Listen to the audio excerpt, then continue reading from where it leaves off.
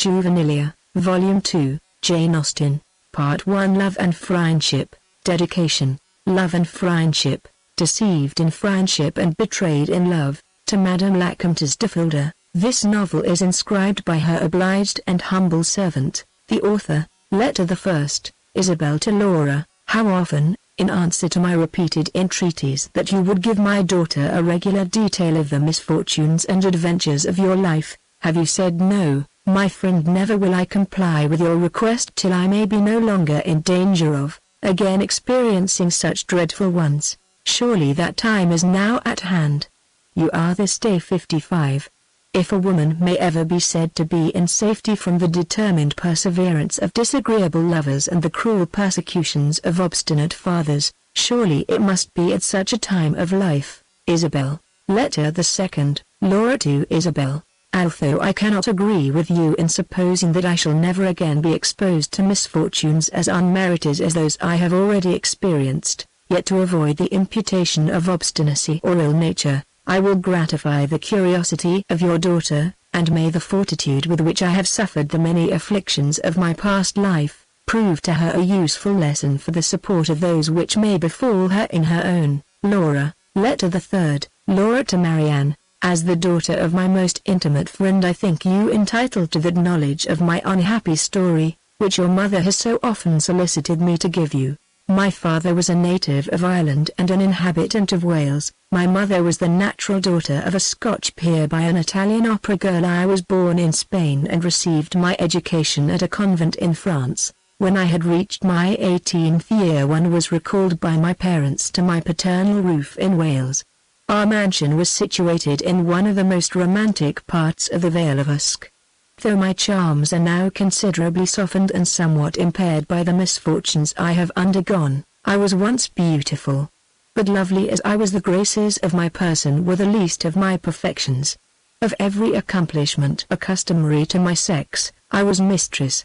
When in the convent, my progress had always exceeded my instructions, my acquirements had been wonderful for my age, and I had shortly surpassed my masters. In my mind, every virtue that could adorn it was centered. It was the Rensvaus of every good quality and of every noble sentiment, a sensibility too tremblingly alive to every affliction of my friends, my acquaintance, and particularly to every affliction of my own, was my only fault, if a fault it could be called. Alas! How altered now! Though indeed my own misfortunes do not make less impression on me than they ever did, yet now I never feel for those of another.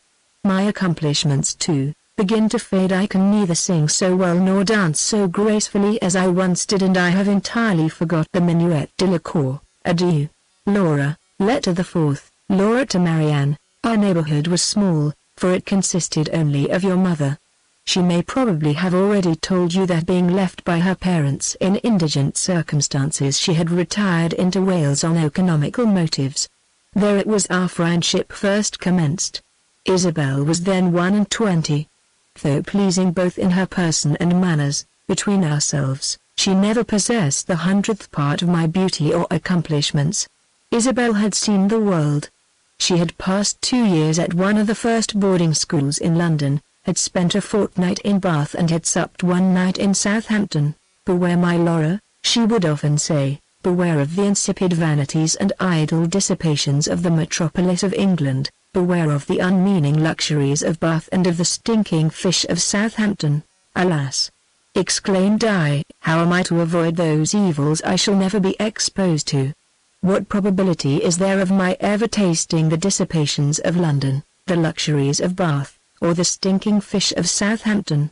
I who am doomed to waste my days of youth and beauty in an humble cottage in the Vale of Usk. Ah! Little did I then think I was ordained so soon to quit that humble cottage for the deceitful pleasures of the world. Adieu. Laura. Letter the Fifth, Laura to Marianne. One evening in December, as my father, my mother and myself were arranged in social converse round our fireside, we were on a sudden greatly astonished by hearing a violent knocking on the outward door of our rustic cot. My father started. What noise is that? Said he. It sounds like a loud rapping at the door, replied my mother. It does indeed. Cried I am of your opinion, said my father. It certainly does appear to proceed from some uncommon violence exerted against our unoffending door." "Yes," exclaimed I cannot help thinking it must be somebody who knocks for admittance."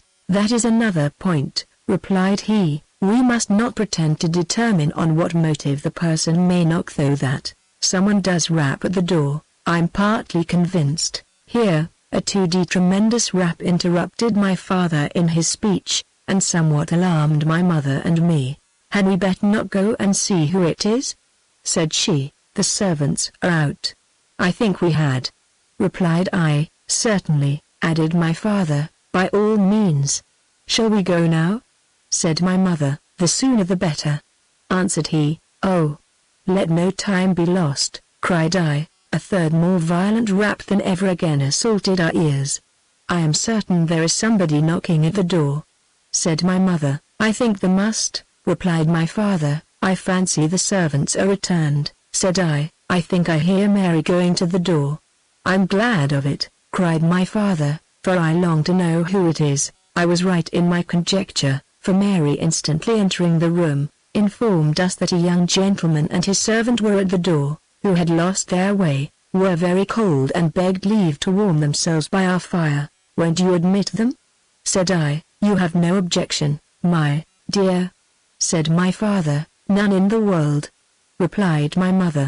Mary, without waiting for any further commands, immediately left the room and quickly returned introducing the most beauteous and amiable youth I had ever beheld.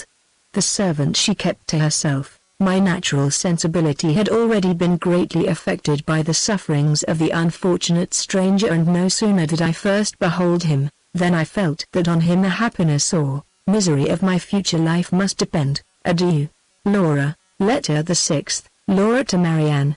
The noble youth informed us that his name was Lindsay. For particular reasons, however, I shall conceal it under that of Talbot. He told us that he was the son of an English baronet, that his mother had been for many years no more, and that he had a sister of the middle size. "My father," he continued, "is a mean and mercenary wretch. It is only to such particular friends as this dear party that I would thus betray his failings. Your virtues, my amiable Polydore," addressing himself to my father, "yours, dear Claudia, and yours, my charming Laura, call on me to repose in you, my confidence." We bowed. My father, seduced by the false glare of fortune and the deluding pomp of title, insisted on my giving my hand to Lady Dorothea. "No, never," exclaimed I. "Lady Dorothea is lovely and engaging, I prefer no woman to her. But no, sir, that I scorn to marry her in compliance with your wishes. No, never shall it be said that I obliged my father." We all admired the noble manliness of his reply. He continued. Sir Edward was surprised. He had perhaps little expected to meet with so spirited an opposition to his will. "Where, Edward, in the name of wonder," said he, "did you pick up this unmeaning gibberish? You have been studying novels, I suspect." I scorned to answer. It would have been beneath my dignity. I mounted my horse and, followed by my faithful William, set forth for my aunt's. My father's house is situated in Bedfordshire, my aunt's in Middlesex, and though I flatter myself with being a tolerable proficient in geography, I know not how it happened, but I found myself entering this beautiful vale, which I find is in South Wales, when I had expected to have reached my aunt's. After having wandered some time on the banks of the Usk without knowing which way to go, I began to lament my cruel destiny in the bitterest and the most pathetic manner. It was now perfectly dark, not a single star was there to direct my steps, and I know not what might have befallen me had I not at length discerned through the solemn gloom that surrounded me a distant light, which as I approached it, I discovered to be the cheerful blaze of your fire. Impelled by the combination of misfortunes under which I labored, namely fear, cold and hunger, I hesitated not to ask admittance, which at length I have gained. And now, my adorable Laura, continued he, taking my hand, when may I hope to receive that reward of all the painful sufferings I have undergone during the course of my attachment to you, to which I have ever aspired? Oh, when will you reward me with yourself? This instant, dear and amiable Edward, replied I. We were immediately united by my father, who, though he had never taken orders, had been bred to the church. Adieu, Laura. Letter the 7th, Laura to Marianne. We remained but a few days after our marriage, in the Vale of Usk. After taking an affecting farewell of my father, my mother and my Isabel, I accompanied Edward to his aunt's in Middlesex. Philippa received us both with every expression of affectionate love.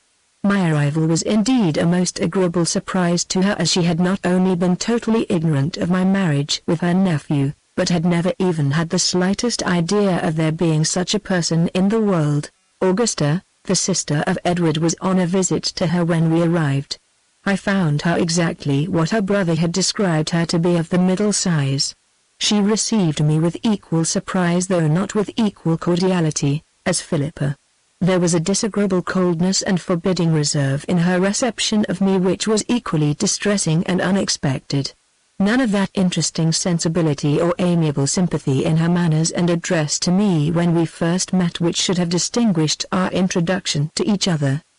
Her language was neither warm nor affectionate, her expressions of regard were neither animated nor cordial, her arms were not open to receive me to her heart, though my own were extended to press her to mine. A short conversation between Augusta and her brother, which I accidentally overheard, increased my dislike to her, and convinced me that her heart was no more formed for the soft ties of love than for the endearing intercourse of friendship.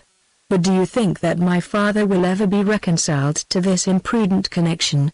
Said Augusta. Augusta, replied the noble youth, I thought you had a better opinion of me, than to imagine I would so abjectly degrade myself as to consider my father's concurrence in any of my affairs, either of consequence or concern to me. Tell me, Augusta, with sincerity, did you ever know me consult his inclinations or follow his advice in the least trifling particular since the age of 15? Edward, replied she, you are surely too diffident in your own praise. Since you were 15 only. My dear brother, since you were 5 years old, I entirely acquit you of ever having willingly contributed to the satisfaction of your father.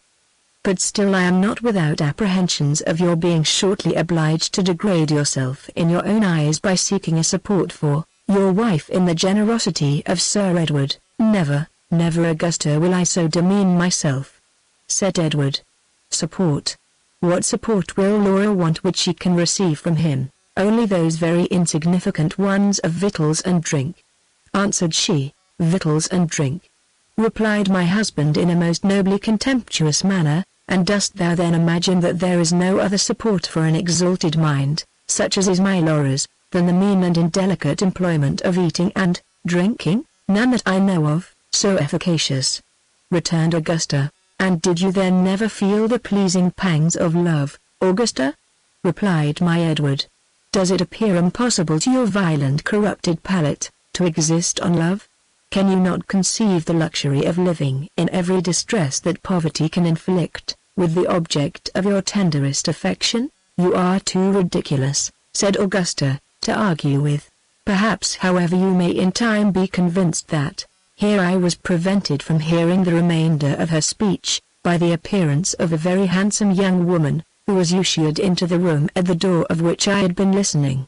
On hearing her announced by the name of Lady Dorothea, I instantly quitted my post and followed her into the parlour, for I well remembered that she was the lady proposed as a wife for my Edward by the cruel and unrelenting baronet. Although Lady Dorothea's visit was nominally to Philippa and Augusta, yet I have some reason to imagine that, acquainted with the marriage and rival of Edward, to see me was a principal motive to it. I soon perceived that though lovely and elegant in her person and though easy and polite in her address, she was of that inferior order of beings with regard to delicate feeling, tender sentiments, and refined sensibility, of which Augusta was one. She stayed but half an hour, and neither in the course of her visit confided to me any of her secret thoughts, nor requested me to confide in her any of mine. You will easily imagine therefore, my dear Marianne, that I could not feel any ardent affection or very sincere attachment for Lady Dorothea. Adieu, Laura. Letter the 8th, Laura to Marianne. In continuation. Lady Dorothea had not left us long before another visitor, as unexpected a one as her ladyship, was announced. It was Sir Edward, who, informed by Augusta of her brother's marriage, came doubtless to reproach him for having dared to unite himself to me without his knowledge. But Edward, foreseeing his design, approached him with heroic fortitude as soon as he entered the room, and addressed him in the following manner: "Sir Edward, I know the motive of your journey here. You come with the base design of reproaching me for having entered into an indissoluble engagement with my Laura without your consent. But sir, I glory in the act. It is my greatest boast that I have incurred the displeasure of my father." So saying, he took my hand, and whilst Sir Edward, Philippa, and Augusta were doubtless reflecting with admiration on his undaunted bravery, led me from the parlour to his father's carriage, which yet remained at the door and in which we were instantly conveyed from the pursuit of Sir Edward. The postilions had at first received orders only to take the London road. As soon as we had sufficiently reflected, however, we ordered them to drive to the seat of Edward's most particular friend, which was but a few miles distant. At we arrived in a few hours, and on sending in our names were immediately admitted to Sophia, the wife of Edward's friend. After having been deprived during the course of 3 weeks of a real friend, for such I term your mother, imagine my transports at beholding one, most truly worthy of the name. Sophia was rather above the middle size, most elegantly formed. A soft languor spread over her lovely features, but increased their beauty. It was the characteristic of her mind. She was all sensibility and feeling. We flew into each other's arms, and after having exchanged vows of mutual friendship for the rest of our lives, instantly unfolded to each other the most inward secrets of our hearts.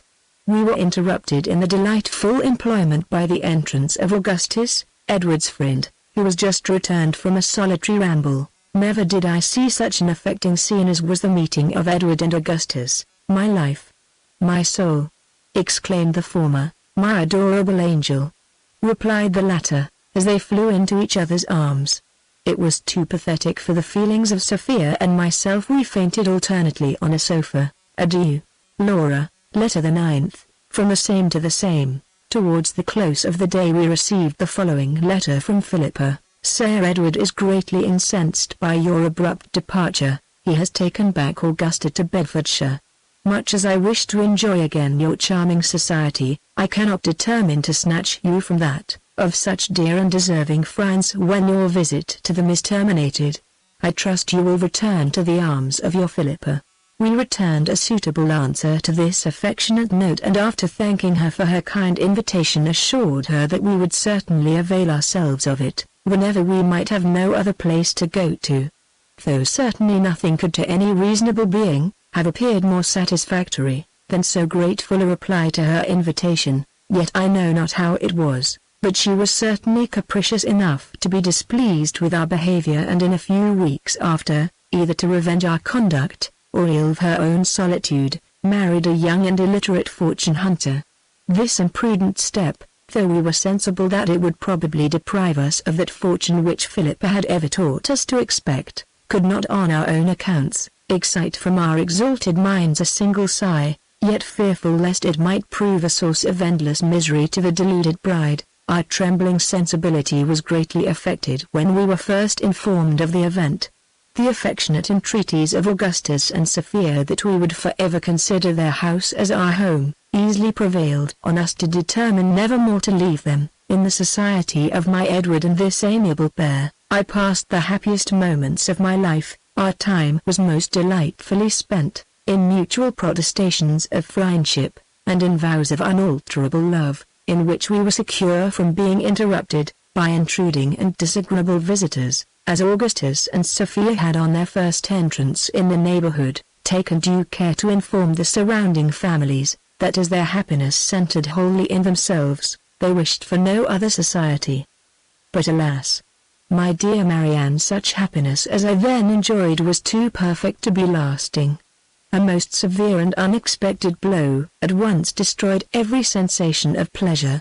Convinced as you must be from what I have already told you concerning Augustus and Sophia, that they never were a happier couple, I need not, I imagine, inform you that their union had been contrary to the inclinations of their cruel and mercenary parents, who had vainly endeavored with obstinate perseverance to force them into a marriage with those whom they had ever abhorred, but with a heroic fortitude worthy to be related and admired, they had both constantly refused to submit to such despotic power. After having so nobly disentangled themselves from the shackles of parental authority, by a clandestine marriage, they were determined never to forfeit the good opinion they had gained in the world. In so doing, by accepting any proposals of reconciliation that might be offered them by their fathers to this farther trial of their noble independence, however, they never were exposed. They had been married but a few months when our visit to them commenced, during which time they had been amply supported by a considerable sum of money which Augustus had gracefully purloined from his unworthy father's escritoire,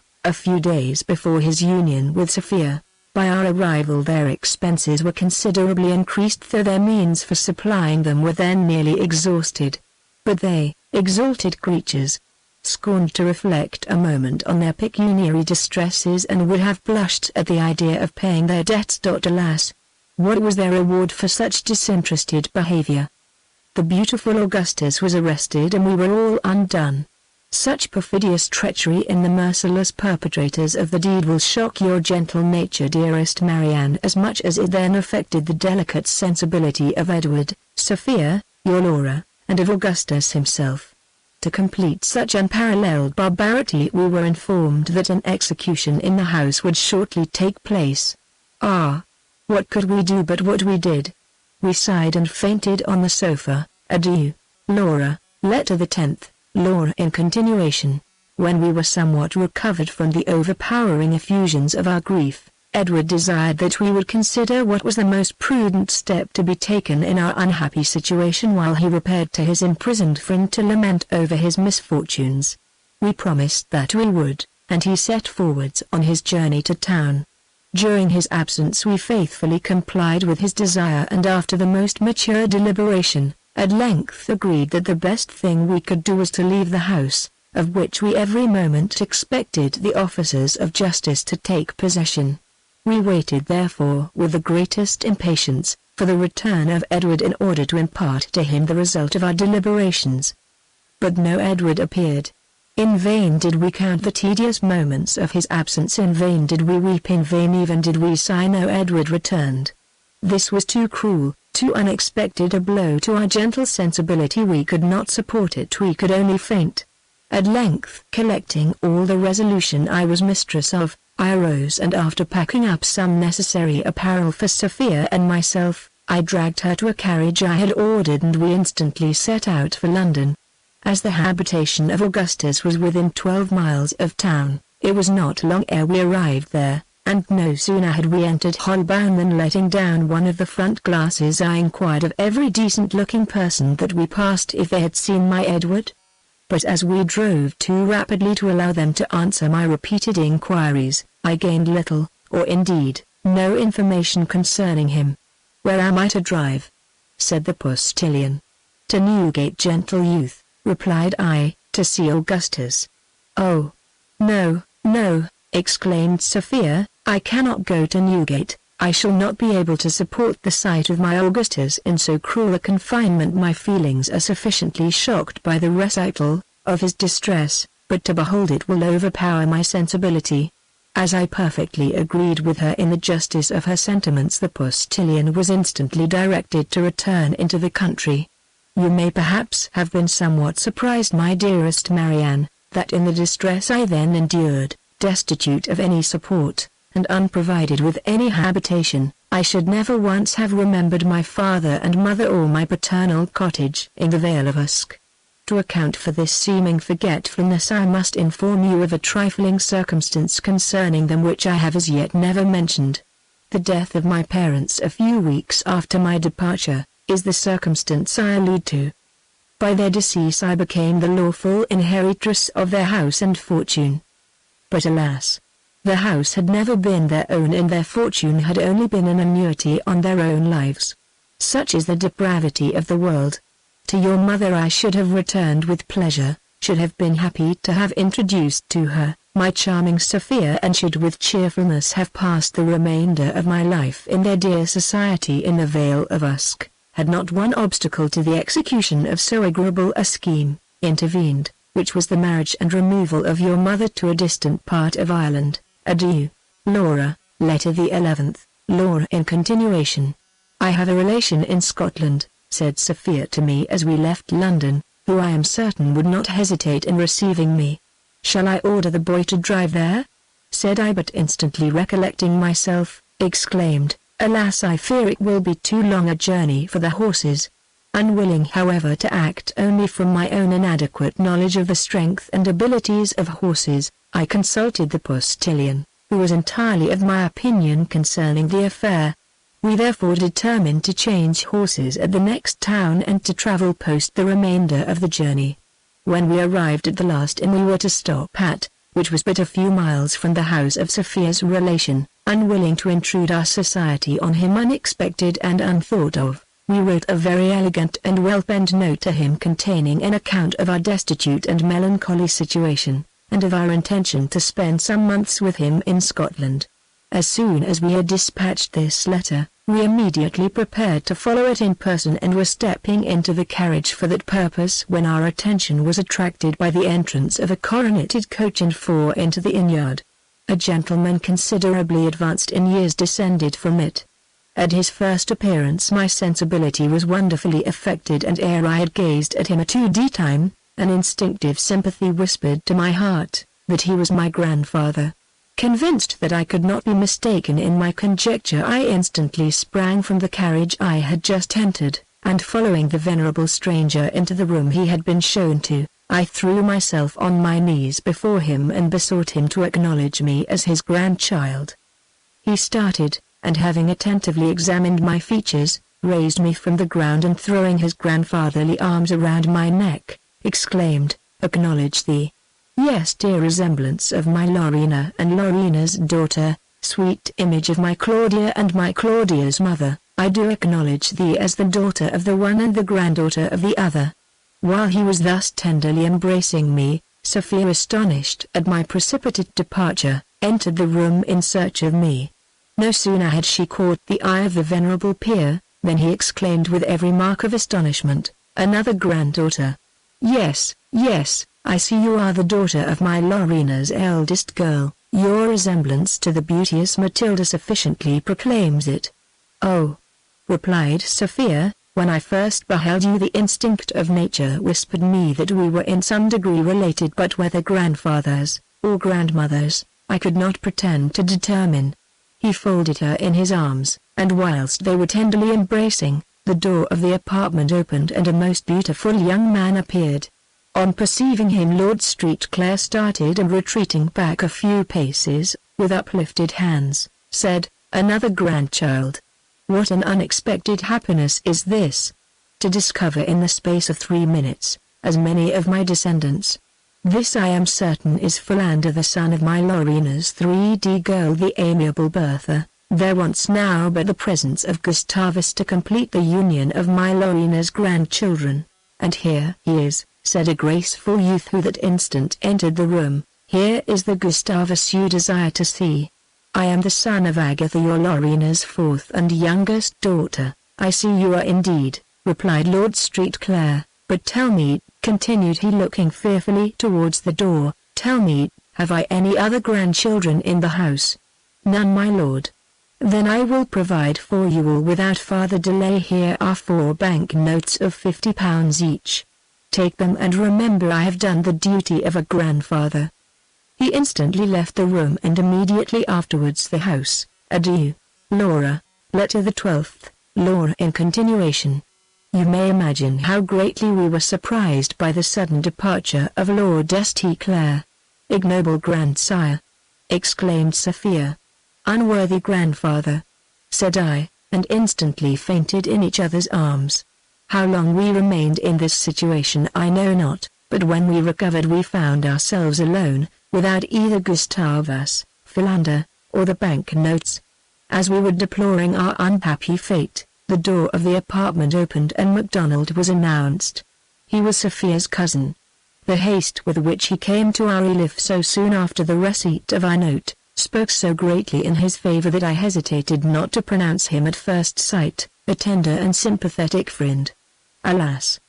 He little deserved the name, for though he told us that he was much concerned at our misfortunes, yet by his own account it appeared that the perusal of them had neither drawn from him a single sigh, nor induced him to bestow one curse on our vindictive stars.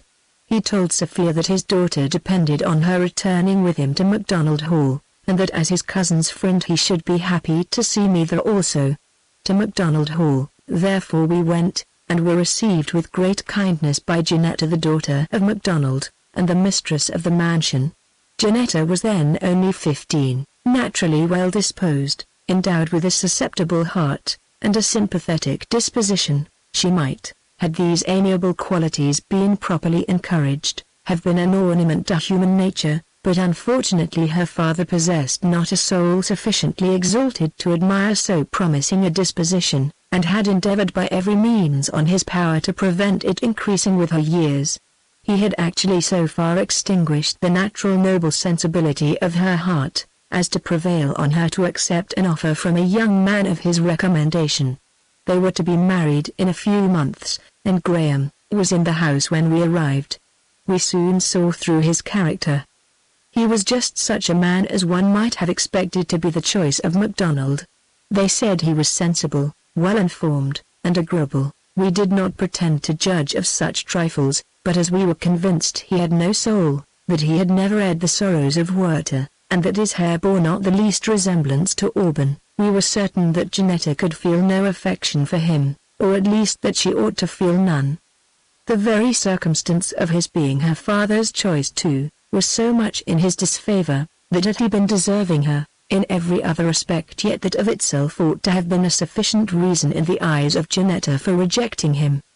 These considerations we were determined to represent to her in their proper light, and doubted not of meeting with the desired success from one naturally so well disposed, whose errors in the affair had only arisen from a want of proper confidence in her own opinion, and a suitable contempt of her father's.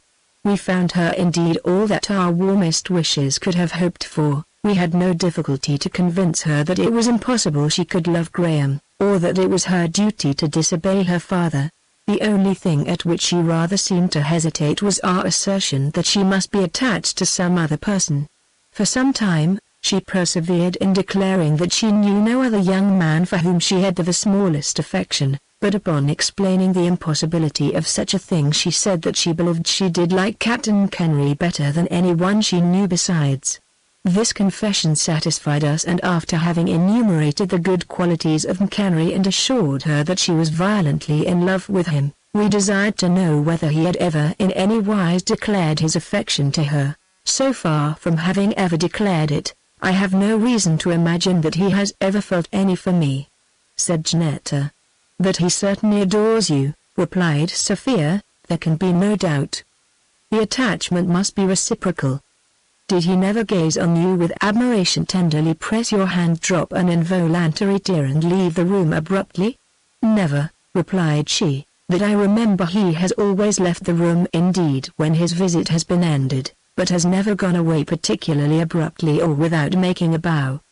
"Indeed, my love," said I, "you must be mistaken, for it is absolutely impossible that he should ever have left you but with confusion, despair, and precipitation. Consider but for a moment, Janetta, and you must be convinced how absurd it is to suppose that he could ever make a bow, or behave like any other person." Having settled this point to our satisfaction, the next we took into consideration was, to determine in what manner we should inform Kenry of the favorable opinion Janetta entertained of him. We at length agreed to acquaint him with it by an anonymous letter which Sophia drew up in the following manner: "Oh, happy lover of the beautiful Janetta! Oh, amiable possessor of her heart whose hand is destined to another, why do you thus delay a confession of your attachment to the amiable object of it? Oh, consider that a few weeks will at once put an end to every flattering hope that you may now entertain, by uniting the unfortunate victim of her father's cruelty to the execrable and detested Graham. Alas! Why do you thus so cruelly connive at the projected misery of her and of yourself by delaying to communicate that scheme which had doubtless long possessed your imagination? A secret union will at once secure the felicity of both. The amiable Kenry, whose modesty as he afterwards assured us had been the only reason of his having so long concealed the violence of his affection for Janetta, on receiving this billet flew on the wings of love to MacDonald Hall, and so powerfully pleaded his attachment to her who inspired it, that after a few more private interviews, Sophia and I experienced the satisfaction of seeing them depart for Gretna Green, which they chose for the celebration of their nuptials, in preference to any other place although it was at a considerable distance from MacDonald Hall. Adieu, Laura. Letter the 13th, Laura in continuation. They had been gone nearly a couple of hours, before either MacDonald or Graham had entertained any suspicion of the affair. And they might not even then have suspected it, but for the following little accident. Sophia happening one day to open a private drawer in MacDonald's library with one of her own keys, discovered that it was the place where he kept his papers of consequence and amongst them some bank notes of considerable amount. This discovery she imparted to me, and having agreed together that it would be a proper treatment of so vile a wretch as MacDonald to deprive him of money, perhaps dishonestly gained, it was determined that the next time we should either of us happen to go that way, we would take one or more of the bank notes from the drawer. This well-meant plan we had often successfully put in execution, but alas! On the very day of Janetta's escape, as Sophia was majestically removing the fifth bank note from the drawer to her own purse, she was suddenly most impertinently interrupted in her employment by the entrance of MacDonald himself, in a most abrupt and precipitate manner. Sophia, who though naturally all-winning sweetness could when occasions demanded it call forth the dignity of her sex, instantly put on a most forbidding look, and darting an angry frown on the undaunted culprit, demanded in a haughty tone of voice wherefore her retirement was thus insolently broken in on. The unblushing MacDonald, without even endeavoring to exculpate himself from the crime he was charged with, meanly endeavored to reproach Sophia with ignobly defrauding him of his money. The dignity of Sophia was wounded. "Wretch," exclaimed she, hastily replacing the bank note in the drawer, "how darest thou to accuse me of an act, of which the bare idea makes me blush?" The base wretch was still unconvinced and continued to upbraid the justly offended Sophia in such opprobrious language, that at length he so greatly provoked the gentle sweetness of her nature, as to induce her to revenge herself on him by informing him of Janetta's elopement, and of the active part we had both taken in the affair. At this period of their quarrel I entered the library and was as you may imagine equally offended as Sophia at the ill-grounded accusations of the malevolent and contemptible MacDonald. "Base miscreant!" cried I, "how canst thou thus undauntedly endeavour to sully the spotless reputation of such bright excellence? Why dost thou not suspect my innocence as soon?" "Be satisfied, madam," replied he, "I do suspect it, and therefore must desire that you will both leave this house in less than half an hour." "We shall go willingly," answered Sophia, "our hearts have long detested thee, and nothing but our friendship for thy daughter could have induced us to remain so long beneath thy roof. Your friendship for my daughter has indeed been most powerfully exerted by throwing her into the arms of an unprincipled fortune-hunter," replied he. "Yes," exclaimed I, "amidst every misfortune, it will afford us some consolation to reflect that by this one act of friendship to Janetta, we have amply discharged every obligation that we have received from her father. It must indeed be a most grateful reflection, to your exalted minds," said he. As soon as we had packed up our wardrobe and valuables, we left MacDonald Hall, and after having walked about a mile and a half we sat down by the side of a clear limpid stream to refresh our exhausted limbs. The place was suited to meditation. A grove of full-grown elms sheltered us from the east, a bed of full-grown nettles from the west. Before us ran the murmuring brook and behind us ran the turnpike road. We were in the mood for contemplation and in a disposition to enjoy so beautiful a spot. A mutual silence which had for some time reigned between us, was at length broke by my exclaiming, "What a lovely scene! Alas, why are not Edward and Augustus here to enjoy its beauties with us?" "Ah, my beloved Laura," cried Sophia, "for pity's sake forbear recalling to my remembrance the unhappy situation of my imprisoned husband. Alas, what would I not give to learn the fate of my Augustus! To know if he is still in Newgate, or if he is yet hung. But never shall I be able so far to conquer my tender sensibility as to inquire after him. Oh, Do not, I beseech you, ever let me again hear you repeat his beloved name. It affects me too deeply. I cannot bear to hear him mentioned. It wounds my feelings. Excuse me, my Sophia, for having thus unwillingly offended you," replied I, and then changing the conversation, desired her to admire the noble grandeur of the elms which sheltered us from the eastern zephyr. "Alas, my Laura," returned she, "avoid so melancholy a subject, I entreat you. Do not again wound my sensibility by observations on those elms. They remind me of Augustus. He was like them, tall, majestic. He possessed that noble grandeur which you admire in them."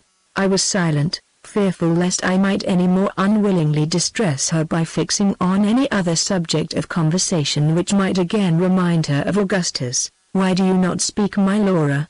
said she after a short pause. "I cannot support this silence. You must not leave me to my own reflections. They ever occur to Augustus. What a beautiful sky!" said I. "How charmingly is the azure varied by those delicate streaks of white." "Oh, my Laura," replied she hastily, withdrawing her eyes from a momentary glance at the sky, "do not thus distress me by calling my attention to an object which so cruelly reminds me of my Augustus's blue satin waistcoat striped in white. In pity to your unhappy friend, avoid a subject so distressing." What could I do? The feelings of Sophia were at that time so exquisite, and the tenderness she felt for Augustus so poignant, that I had not power to start any other topic, justly fearing that it might in some unforeseen manner again awaken all her sensibility by directing her thoughts to her husband. Yet to be silent would be cruel. She had entreated me to talk. From this dilemma I was most fortunately relieved by an accident truly apropos. It was the lucky overturning of a gentleman's phaeton, on the road which ran murmuring behind us. It was a most fortunate accident, as it diverted the attention of Sophia from the melancholy reflections which she had been before indulging. We instantly quitted our seats and ran to the rescue of those who but a few moments before had been in so elevated a situation as a fashionably high phaeton, but who were now laid low and sprawling in the dust. What an ample subject for reflection on the uncertain enjoyments of this world! Would not that phaeton and the life of Cardinal Wolsey afford a thinking mind? Said I to Sophia as we were hastening to the field of action. She had not time to answer me, for every thought was now engaged by the horrid spectacle before us. Two gentlemen most elegantly attired but weltering in their blood was what first struck our eyes. We approached. They were Edward and Augustus. "Yes, dearest Marianne, they were our husbands." Sophia shrieked and fainted on the ground. I screamed and instantly ran mad. We remained thus mutually deprived of our senses, some minutes, and on regaining them were deprived of them again. For an hour and a quarter did we continue in this unfortunate situation, Sophia fainting every moment and I running mad as often. At length a groan from the hapless Edward, who alone retained any share of life, restored us to ourselves. Had we indeed before imagined that either of them lived, we should have been more sparing of our grief, but as we had supposed when we first beheld them that they were no more, we knew that nothing could remain to be done but what we were about.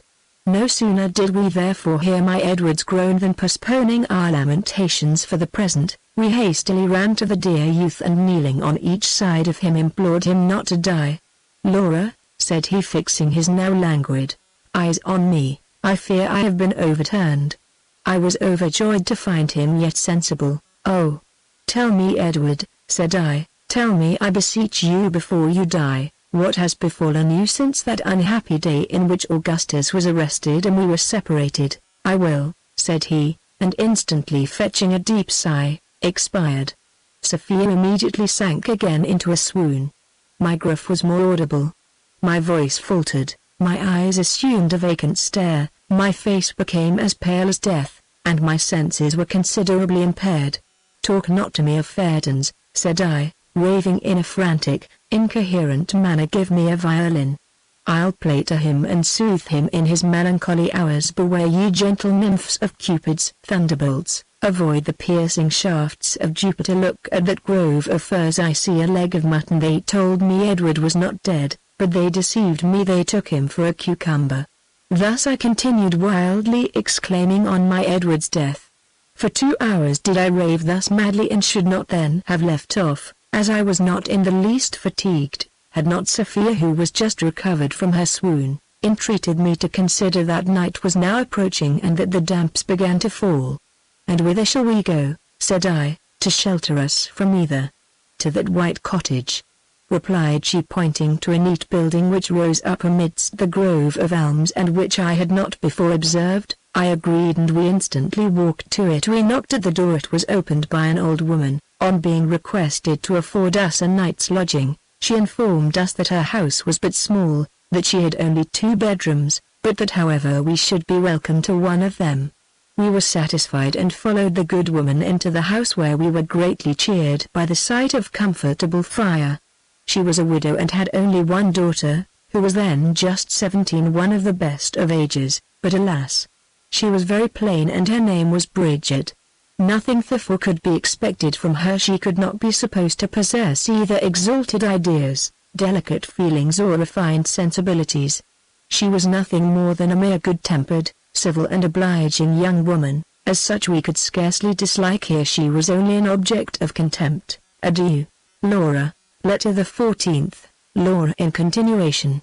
Arm yourself, my amiable young friend, with all the philosophy you are mistress of. Summon up all the fortitude you possess, for alas!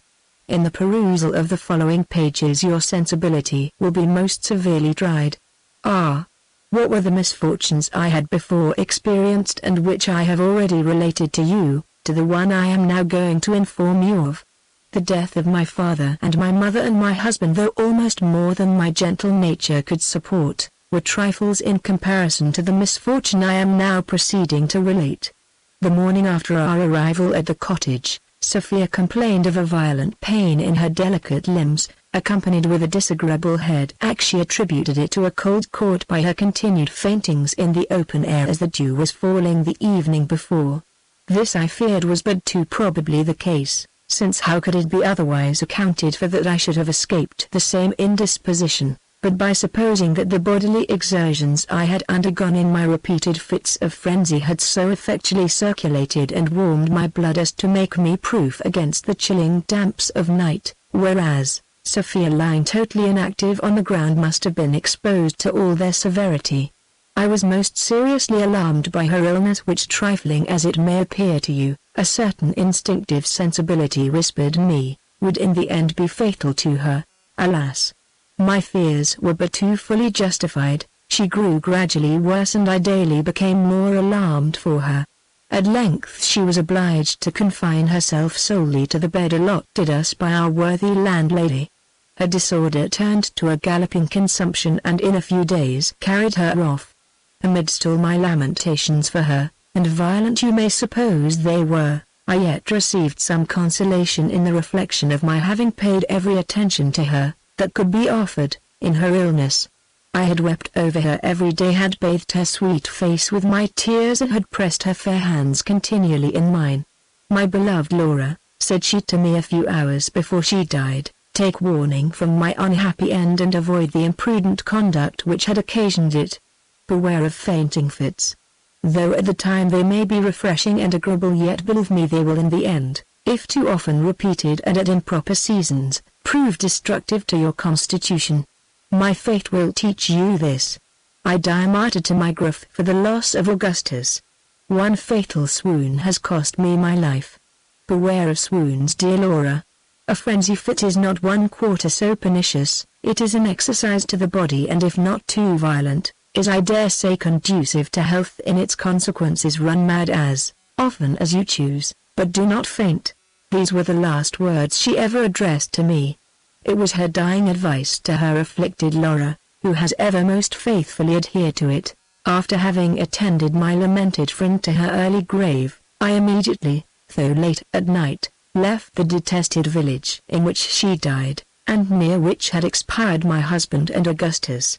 I had not walked many yards from it before I was overtaken by a stage-coach, in which I instantly took a place, determined to proceed in it to Edinburgh, where I hoped to find some kind, some pitying friend who would receive and comfort me in my afflictions. It was so dark when I entered the coach that I could not distinguish the number of my fellow travelers. I could only perceive that they were many. Regardless however of anything concerning them, I gave myself up to my own sad reflections. A general silence prevailed, a silence which was by nothing interrupted but by the loud and repeated snores of one of the party. What an illiterate villain must that man be! Thought I to myself, what a total want of delicate refinement must he have, who can thus shock our senses by such a brutal noise. He must, I am certain, be capable of every bad action. There is no crime too black for such a character. Thus reasoned I within myself, and doubtless such were the reflections of my fellow travellers. At length, returning day enabled me to behold the unprincipled scoundrel who had so violently disturbed my feelings. It was Sir Edward, the father of my deceased husband. By his side sate Augusta, and on the same seat with me were your mother and Lady Dorothea. Imagine my surprise at finding myself thus seated amongst my old acquaintance. Great as was my astonishment, it was yet increased, when on looking out of windows, I beheld the husband of Philippa, with Philippa by his side, on the coach-box, and when on looking behind I beheld Philander and Gustavus in the basket. "Oh, heavens!" exclaimed I, "is it possible that I should so unexpectedly be surrounded by my nearest relations and connections?"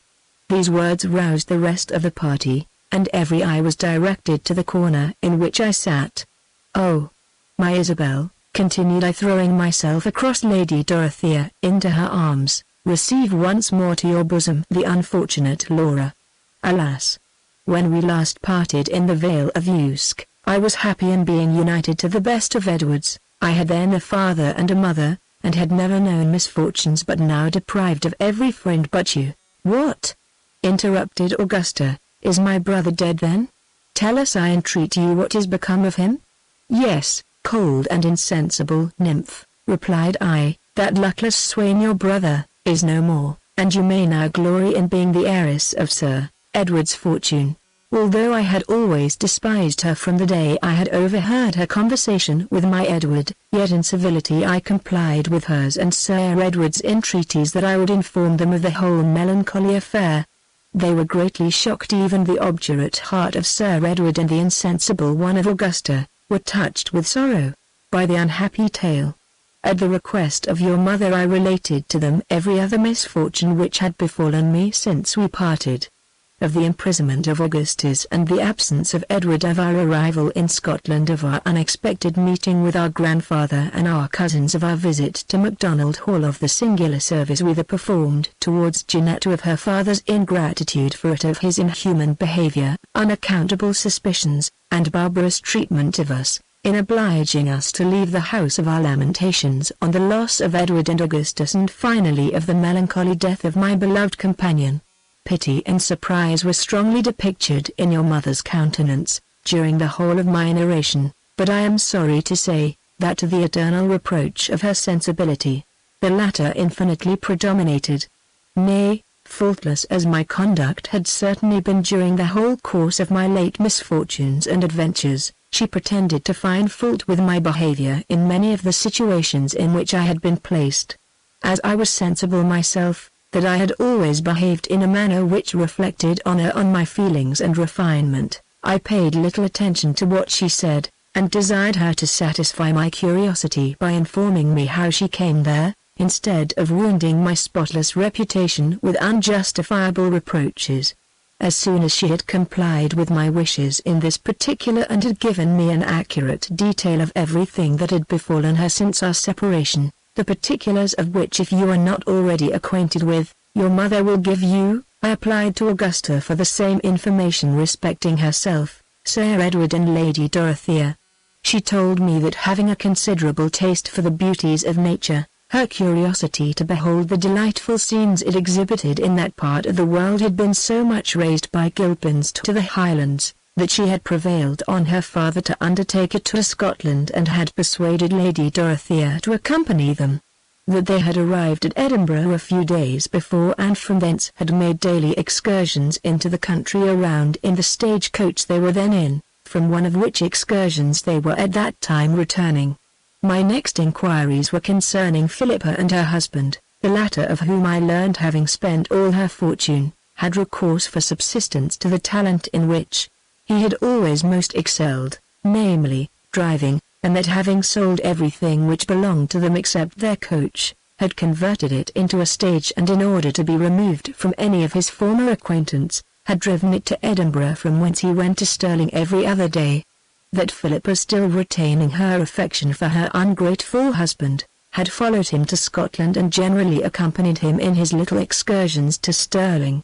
It has only been to throw a little money into their pockets, continued Augusta, that my father has always travelled in their coach to view the beauties of the country since our arrival in Scotland, for it would certainly have been much more agreeable to us to visit the Highlands in a post-chaise than merely to travel from Edinburgh to Stirling and from Stirling to Edinburgh every other day in a crowded and uncomfortable stage. I perfectly agreed with her in her sentiments on the affair, and secretly blamed Sir Edward for thus sacrificing his daughter's pleasure for the sake of a ridiculous old woman whose folly in marrying so young a man ought to be punished. His behaviour, however, was entirely of a piece with his general character, for what could be expected from a man who possessed not the smallest atom of sensibility, who scarcely knew the meaning of sympathy, and who actually snored, "Adieu, Laura." Letter the 15th, Laura in continuation. When we arrived at the town where we were to breakfast, I was determined to speak with Philander and Gustavus, and to that purpose as soon as I left the carriage, I went to the basket and tenderly inquired after their health, expressing my fears of the uneasiness of their situation. At first they seemed rather confused at my appearance, dreading no doubt that I might call them to account for the money which our grandfather had left me and which they had unjustly deprived me of, but finding that I mentioned nothing of the matter, they desired me to step into the basket as we might converse with greater ease. Accordingly I entered, and whilst the rest of the party were devouring green tea and buttered toast, we feasted ourselves in a more refined and sentimental manner by a confidential conversation. I informed them of everything which had befallen me during the course of my life, and at my request they related to me every incident of theirs. We are the sons, as you already know, of the two youngest daughters which Lord St. Clair had by Lorena, an Italian opera girl. Our mothers could neither of them exactly ascertain who were our father, though it is generally believed that Philander is the son of one Philip Jones, a bricklayer, and that my father was one Gregory Staves, a staymaker of Edinburgh. This is, however, of little consequence, for as our mothers were certainly never married to either of them, it reflects no dishonour on our blood, which is of the most ancient and unpolluted kind. Bertha, the mother of Philander, and Agatha, my own mother, always lived together. They were neither of them very rich. Their united fortunes had originally amounted to £9,000, but as they had always lived on the principal of it, when we were 15 it was diminished to 900. This 900 they always kept in a drawer in one of the tables which stood in our common sitting parlour, for the convenience of having it always at hand. Whether it was from this circumstance, of its being easily taken, or from a wish of being independent, or from an excess of sensibility, for which we were always remarkable, I cannot now determine, but certain it is that when we had reached our 15th year, we took the £900 and ran away. Having obtained this prize, we were determined to manage it with economy and not to spend it either with folly or extravagance.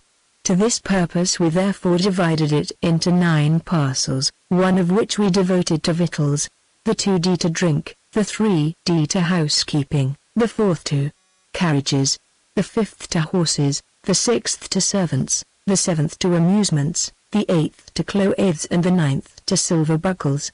Having thus arranged our expenses for 2 months, for we expected to make the £900 last as long, we hastened to London and had the good luck to spend it in 7 weeks and a day, which was 6 days sooner than we had intended. As soon as we had thus happily disencumbered ourselves from the weight of so much money, we began to think of returning to our mothers, but accidentally hearing that they were both starved to death, we gave over the design and determined to engage ourselves to some strolling company of players, as we had always a turn for the stage. Accordingly we offered our services to one and were accepted. Our company was indeed rather small, as it consisted only of the manager, his wife, and ourselves, but there were fewer to pay, and the only inconvenience attending it was the scarcity of plays which, for want of people to fill the characters, we could perform. We did not mind trifles, however. One of our most admired performances was Macbeth, in which we were truly great. The manager always played Banquo himself, his wife my Lady Macbeth. I did the three witches and Philander acted all the rest. To say the truth, this tragedy was not only the best, but the only play that we ever performed, and after having acted it all over England and Wales, we came to Scotland to exhibit it over the remainder of Great Britain. We happened to be quartered in that very town, where you came and met your grandfather. We were in the inn-yard when his carriage entered, and perceiving by the arms to whom it belonged, and knowing that Lord St. Clair was our grandfather, we agreed to endeavour to get something from him by discovering the relationship. You know how well it succeeded. Having obtained the £200, we instantly left the town, leaving our manager and his wife to act Macbeth by themselves, and took the road to Stirling, where we spent our little fortune with great éclat. We are now returning to Edinburgh in order to get some preferment in the acting way, and such, my dear cousin, is our history. I thanked the amiable youth for his entertaining narration, and after expressing my wishes for their welfare and happiness, left them in their little habitation and returned to my other friends, who impatiently expected me. My adventures are now drawing to a close, my dearest Marianne, at least for the present. When we arrived at Edinburgh, Sir Edward told me that as the widow of his son, he desired I would accept from his hands of 400 a year. I graciously promised that I would, but could not help observing that the unsympathetic baronet offered it more on account of my being the widow of Edward than in being the refined and amiable Laura. I took up my residence in a romantic village in the Highlands of Scotland, where I have ever since continued, and where I can, uninterrupted by unmeaning visits, indulge in a melancholy solitude, my unceasing lamentations for the death of my father, my mother, my husband and my friend. Augusta has been for several years united to Graham, the man of all others most suited to her. She became acquainted with him during her stay in Scotland, Sir Edward, in hopes of gaining an heir to his title and estate, at the same time married Lady Dorothea. His wishes have been answered. Philander and Gustavus, after having raised their reputation by their performances in the theatrical line at Edinburgh, removed to Covent Garden, where they still exhibit under the assumed names of Luvis and Quick. Philippa has long paid the debt of nature. Her husband, however, still continues to drive the stage-coach from Edinburgh to Stirling. Adieu, my dearest Marianne. Laura, Finnis, June 13, 1790. Part 2. Leslie Castle. Dedication. Leslie Castle, an unfinished novel in letters, to Henry Thomas Austen, Esq., Sir. I am now availing myself of the liberty you have frequently honoured me with of dedicating one of my novels to you. That it is unfinished, I grieve, yet fear that from me, it will always remain so, that as far as it is carried, it should be so trifling and so unworthy of you, is another concern to your obliged humble servant, the author, Messrs. Demand and C.O. Please to pay Jane Austen spinster the sum of 100 guineas on account of your humble servant, H.T. Austen. Letter the first, from Miss Margaret Leslie to Miss Charlotte Lurrell. Leslie Castle, January 3 RD 1792. My brother has just left us. Matilda, said he at parting, you and Margaret will, I am certain, take all the care of my dear little one, that she might have received from an indulgent, and affectionate and amiable mother. Tears rolled down his cheeks as he spoke these words. The remembrance of her, who had so wantonly disgraced the maternal character and so openly violated the conjugal duties, prevented his adding anything farther. He embraced his sweet child, and after saluting Matilda and me, hastily broke from us, and seating himself in his chaise, pursued the road to Aberdeen. Never was there a better young man. Ah! How little did he deserve the misfortunes he has experienced in the marriage state. So good a husband to so bad a wife. For you know, my dear Charlotte, that the worthless Louisa left him, her child and reputation, a few weeks ago in company with Danvers and dishonour. Never was there a sweeter face, a finer form, or a less amiable heart than Louisa owned. Her child already possesses the personal charms of her unhappy mother. May she inherit from her further all his mental ones. Leslie is at present but 25, and has already given himself up to melancholy and despair. What a difference between him and his father. Sir George is 57 and still remains the beau, the flighty stripling, the gay lad, and sprightly youngster, that his son was really about 5 years back, and that he has affected to appear ever since my remembrance. While our father is fluttering about the streets of London, gay, dissipated, and thoughtless at the age of 57, Matilda and I continue secluded from mankind in our old and mouldering castle, which is situated 2 miles from Perth on a bold projecting rock, and commands an extensive view of the town and its delightful environs. But though retired from almost all the world, for we visit no one but them Lloyds, them Kensies, them Thissons, them Cartneys, them Donalds, them Kinnans, them Lellans, them Kays, them Macbeths and the Macduffs, we are neither dull nor unhappy. On the contrary, there never were 2 more lively, more agreeable or more witty girls, than we are. Not an hour in the day hangs heavy on our hands. We read, we work, we walk, and when fatigued with these employments relieve our spirits, either by a lively song, a graceful dance, or by some smart bon mot, and a witty repartee.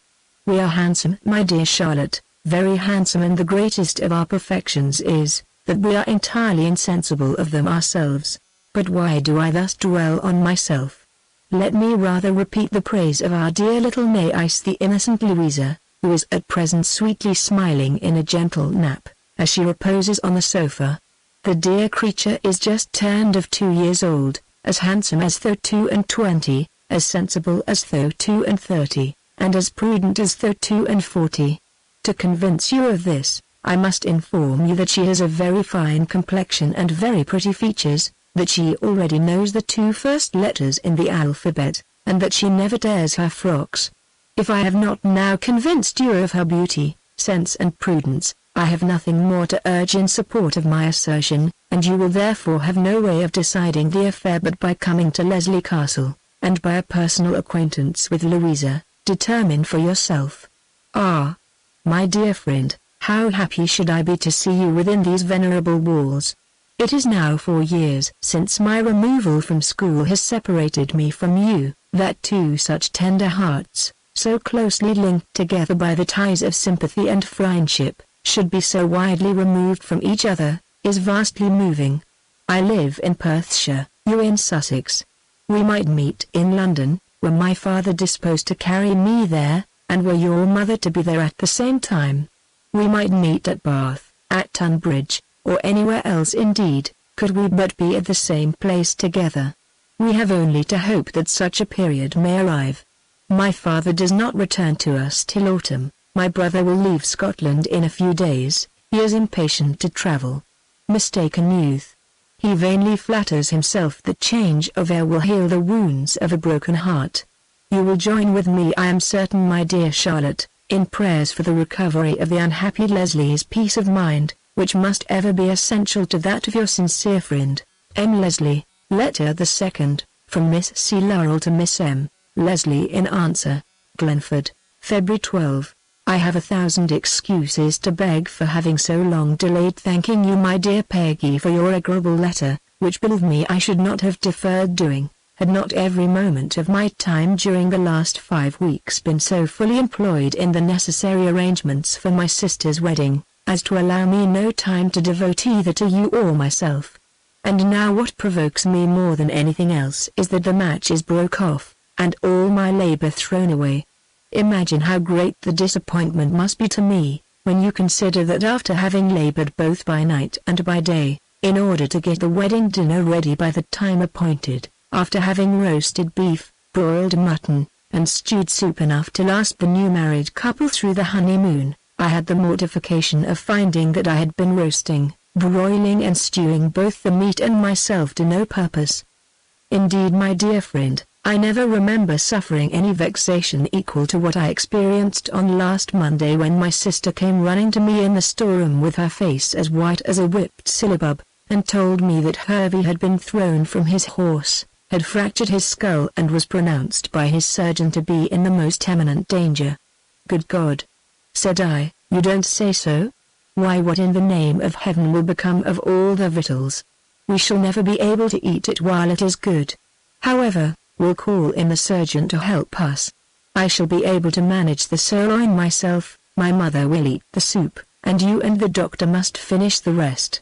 Here I was interrupted by seeing my poor sister fall down to appearance lifeless upon one of the chests, where we keep our table linen.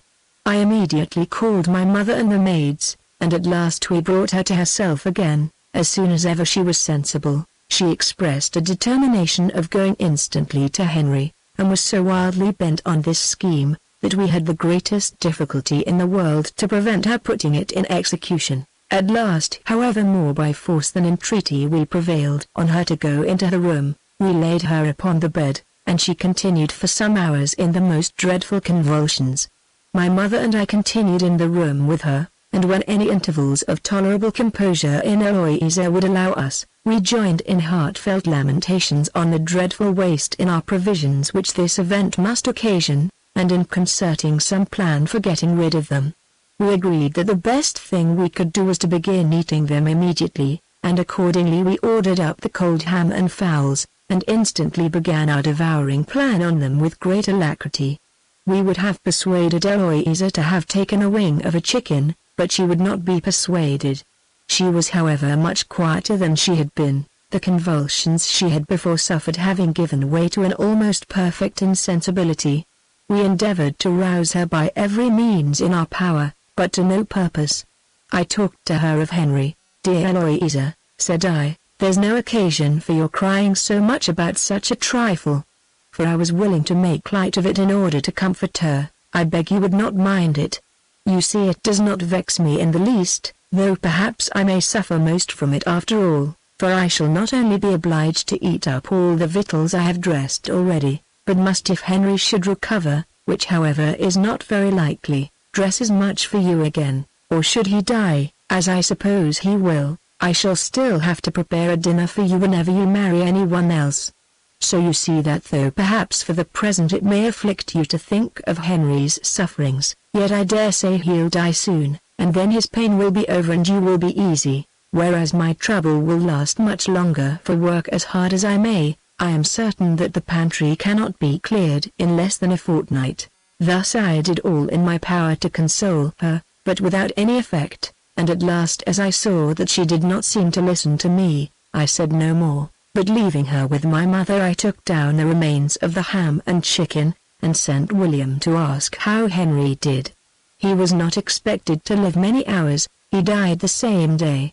We took all possible care to break the melancholy event to Eloisa in the tenderest manner, yet in spite of every precaution, her sufferings on hearing it were too violent for her reason, and she continued for many hours in a high delirium.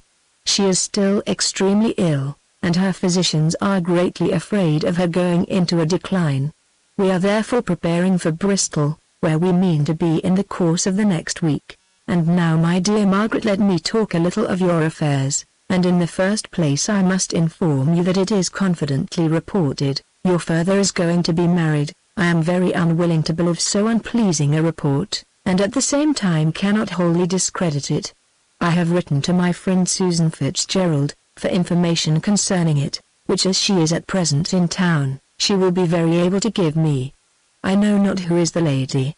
I think your brother is extremely right in the resolution he has taken of travelling, as it will perhaps contribute to obliterate from his remembrance those disagreeable events, which have lately so much afflicted him. I am happy to find that though secluded from all the world, neither you nor Matilda are dull or unhappy. That you may never know what it is to be, either, is the wish of your sincerely affectionate C.L. P.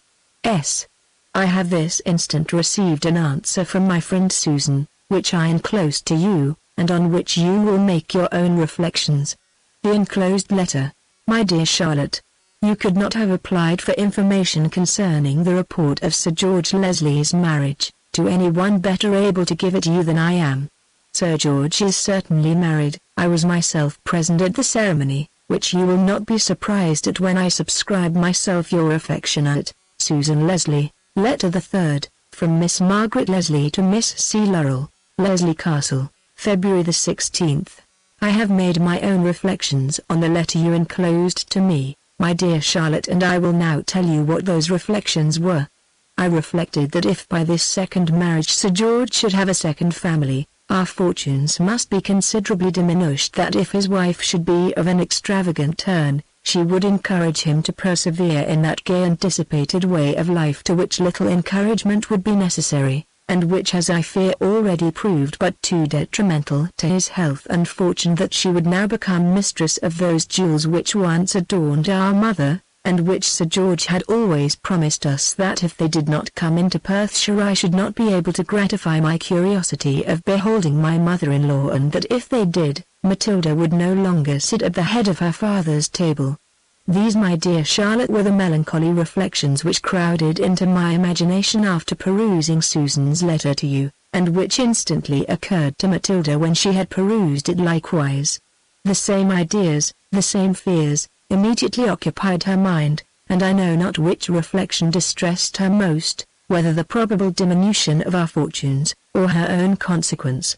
We both wish very much to know whether Lady Leslie is handsome, and what is your opinion of her. As you honor her with the appellation of your friend, we flatter ourselves that she must be amiable.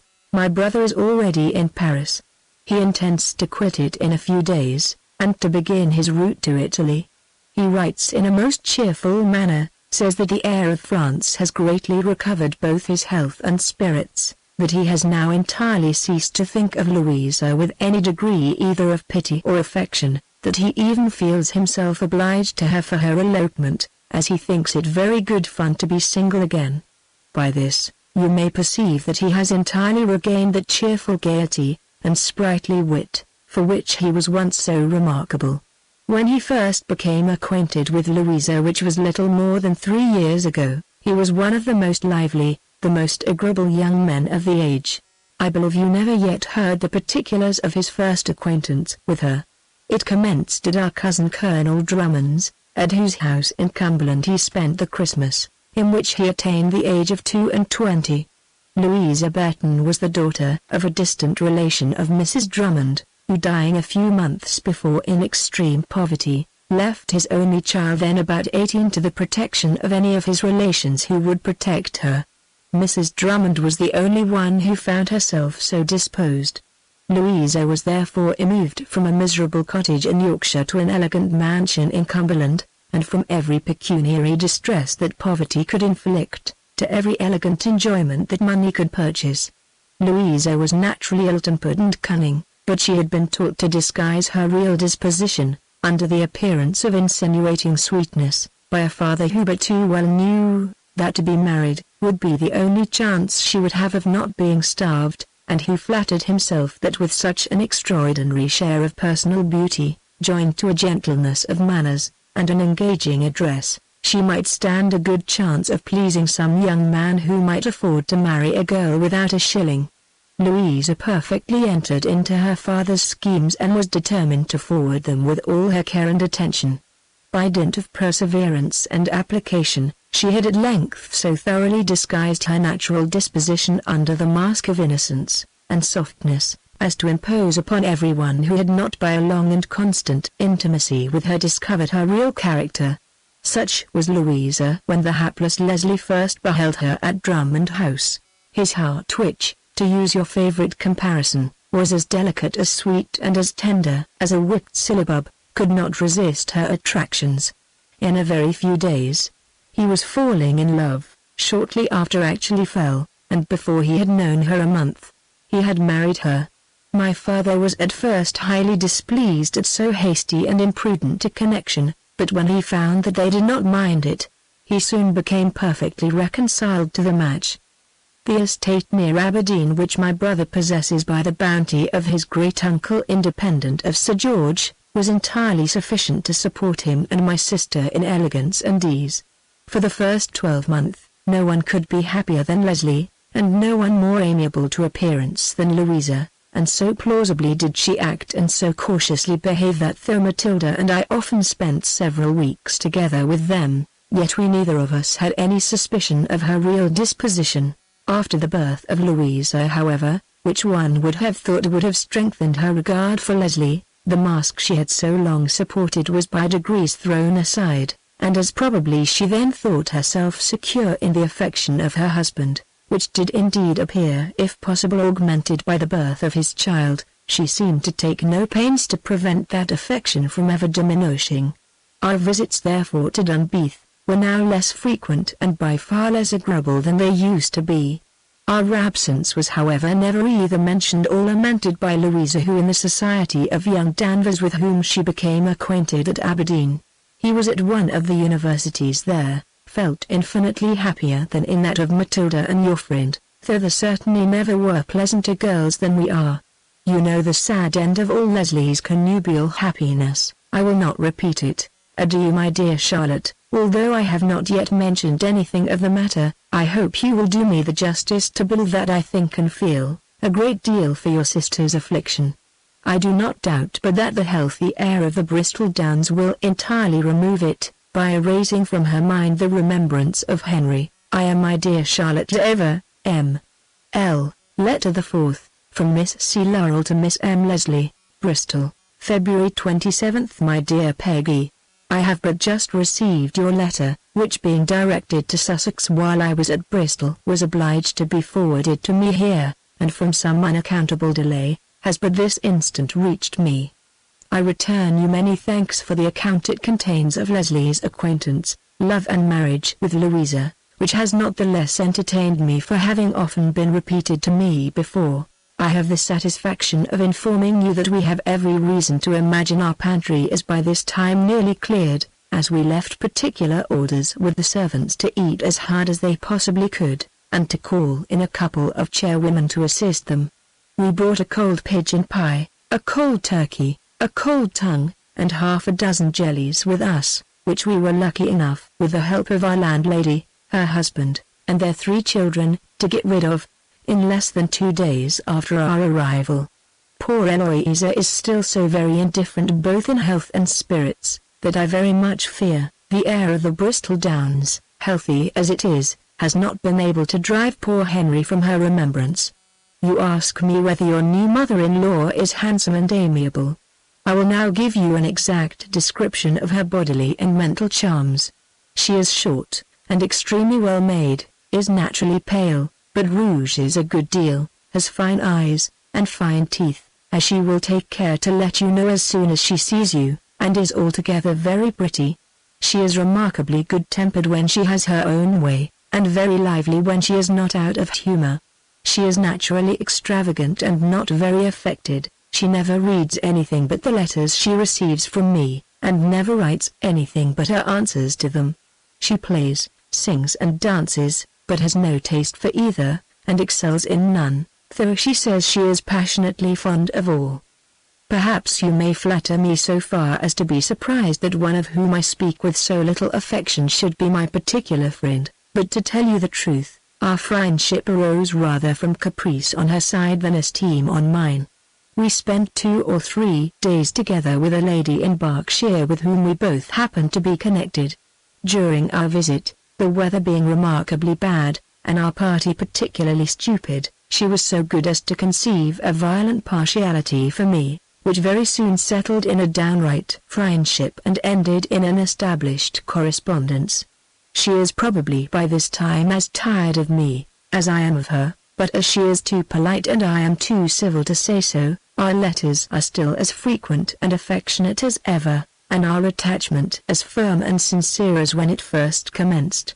As she had a great taste for the pleasures of London, and of Brighthelmstone, she will I dare say find some difficulty in prevailing on herself even to satisfy the curiosity I dare say she feels of beholding you, at the expense of quitting those favourite haunts of dissipation, for the melancholy though venerable gloom of the castle you inhabit. Perhaps however if she finds her health impaired by too much amusement, she may acquire fortitude sufficient to undertake a journey to Scotland in the hope of its proving at least beneficial to her health, if not conducive to her happiness. Your fears, I am sorry to say, concerning your father's extravagance, your own fortunes, your mother's jewels and your sister's consequence, I should suppose are but too well founded.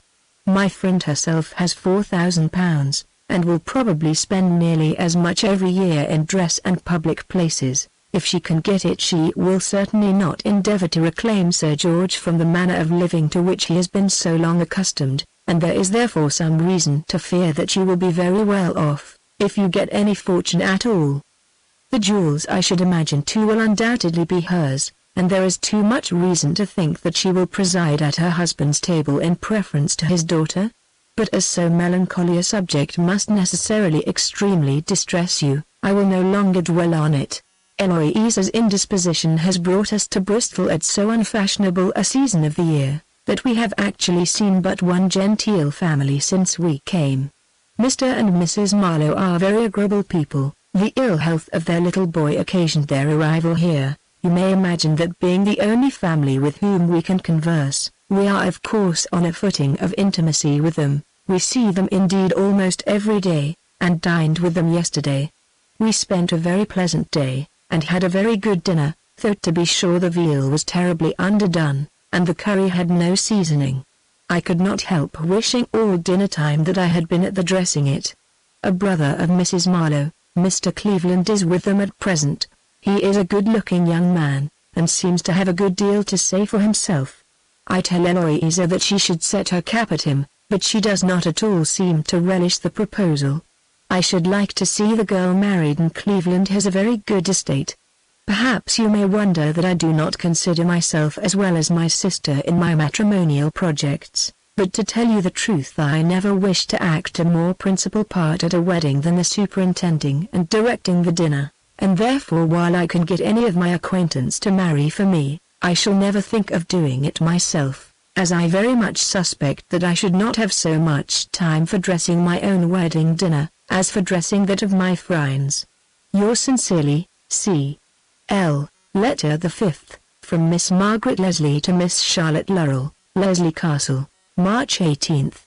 On the same day that I received your last kind letter, Matilda received one from Sir George which was dated from Edinburgh, and informed us that he should do himself the pleasure of introducing Lady Leslie to us on the following evening. This, as you may suppose, considerably surprised us, particularly as your account of her ladyship had given us reason to imagine there was little chance of her visiting Scotland at a time that London must be so gay.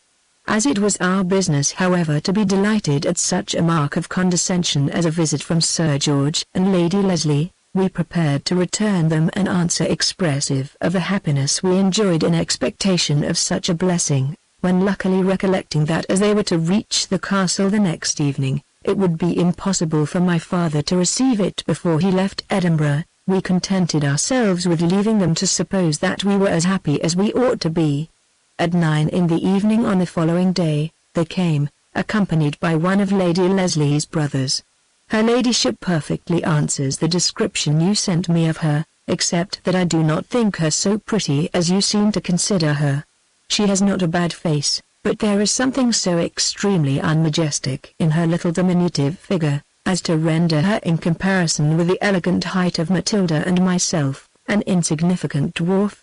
Her curiosity to see us, which must have been great to bring her more than 400 miles, being now perfectly gratified, she already begins to mention their return to town, and has desired us to accompany her.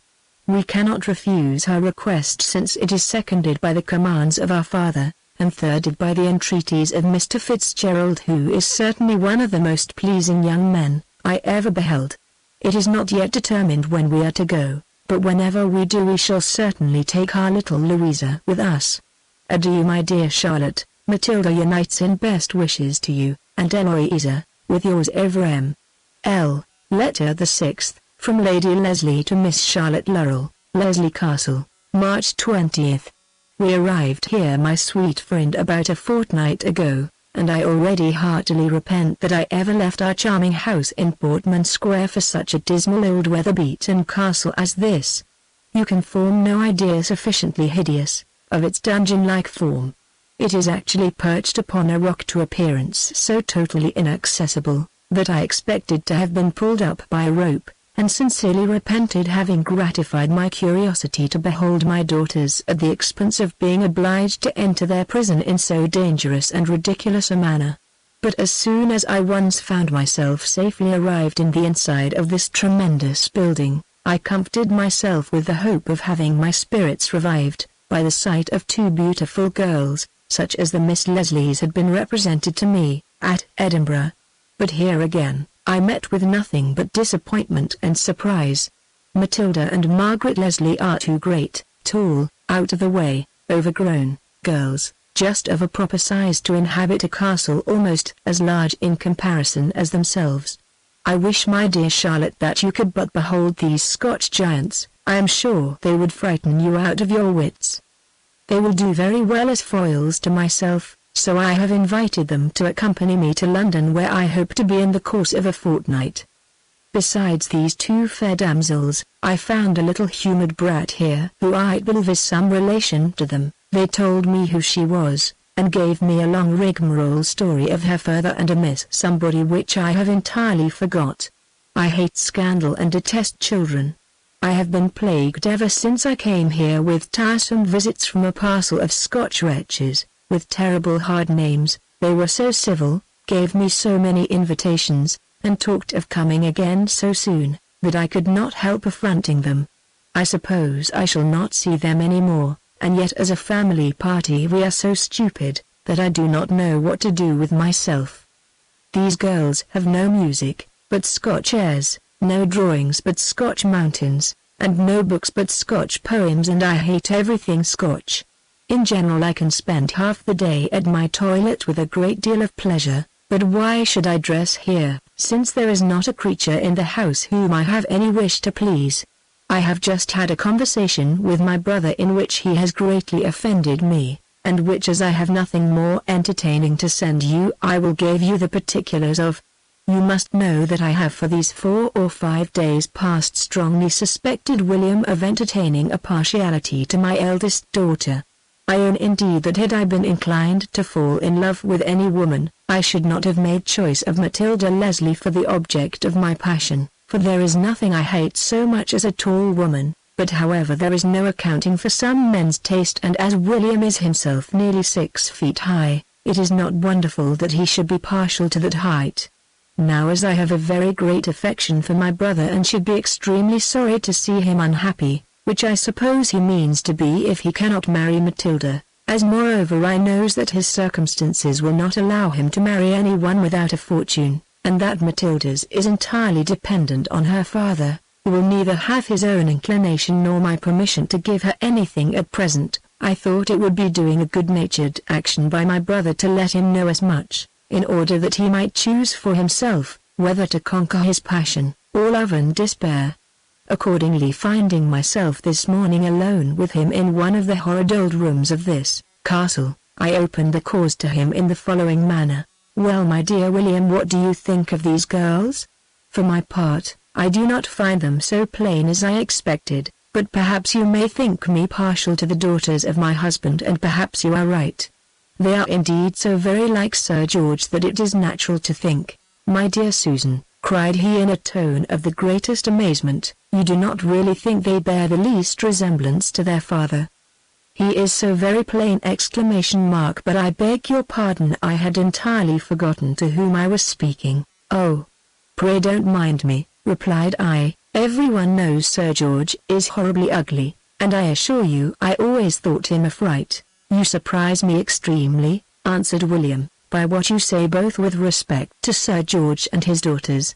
You cannot think your husband so deficient in personal charms as you speak of, nor can you surely see any resemblance between him and the Miss Leslies, who are in my opinion perfectly unlike him and perfectly handsome. If that is your opinion with regard to the girls, it certainly is no proof of their father's beauty, for if they are perfectly unlike him and very handsome at the same time, it is natural to suppose that he is very plain. By no means, said he, for what may be pretty in a woman, may be very unpleasing in a man. But you yourself, replied I, but a few minutes ago allowed him to be very plain. Men are no judges of beauty in their own sex, said he. Neither men nor women can think Sir George is tolerable. Well, well, said he, we will not dispute about his beauty, but your opinion of his daughters is surely very singular, for if I understood you right, you said you did not find them so plain as you expected to do. Why, do you find them plainer then? Said I. I can scarcely believe you to be serious, returned he, when you speak of their persons in so extraordinary a manner. Do not you think the Miss Leslies are two very handsome young women, Lord? No, cried I think them terribly plain. Replied he, my dear Susan, you cannot really think so. Why, what single feature in the face of either of them can you possibly find fault with? Oh, trust me for that, replied I. Come, I will begin with the eldest, with Matilda. Shall I, William? I looked as cunning as I could when I said it, in order to shame him. They are so much alike, said he, that I should suppose their faults of one would be the faults of both. Well, then, in the first place, they are both so horribly tall. They are taller than you are indeed, said he with a saucy smile. Nay, said I know nothing of that. Well, but, he continued, though they may be above the common size, their figures are perfectly elegant, and as to their faces, their eyes are beautiful.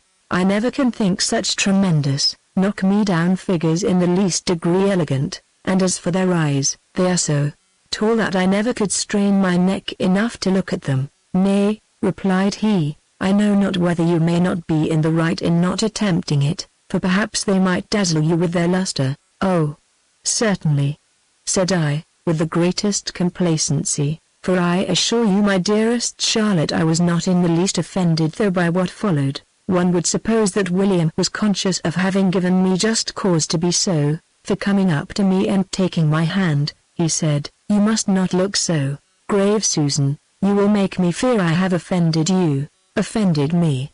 Dear brother, how came such a thought in your head? Returned I, no really. I assure you that I am not in the least surprised at your being so warm an advocate for the beauty of these girls. Well, but, interrupted William, remember that we have not yet concluded our dispute concerning them.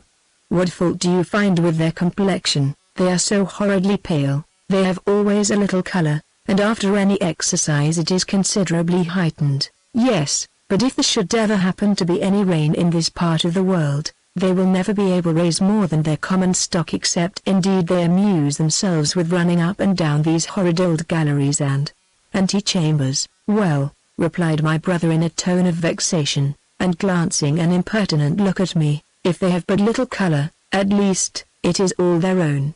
This was too much, my dear Charlotte, for I am certain that he had the impudence by that look of pretending to suspect the reality of mine.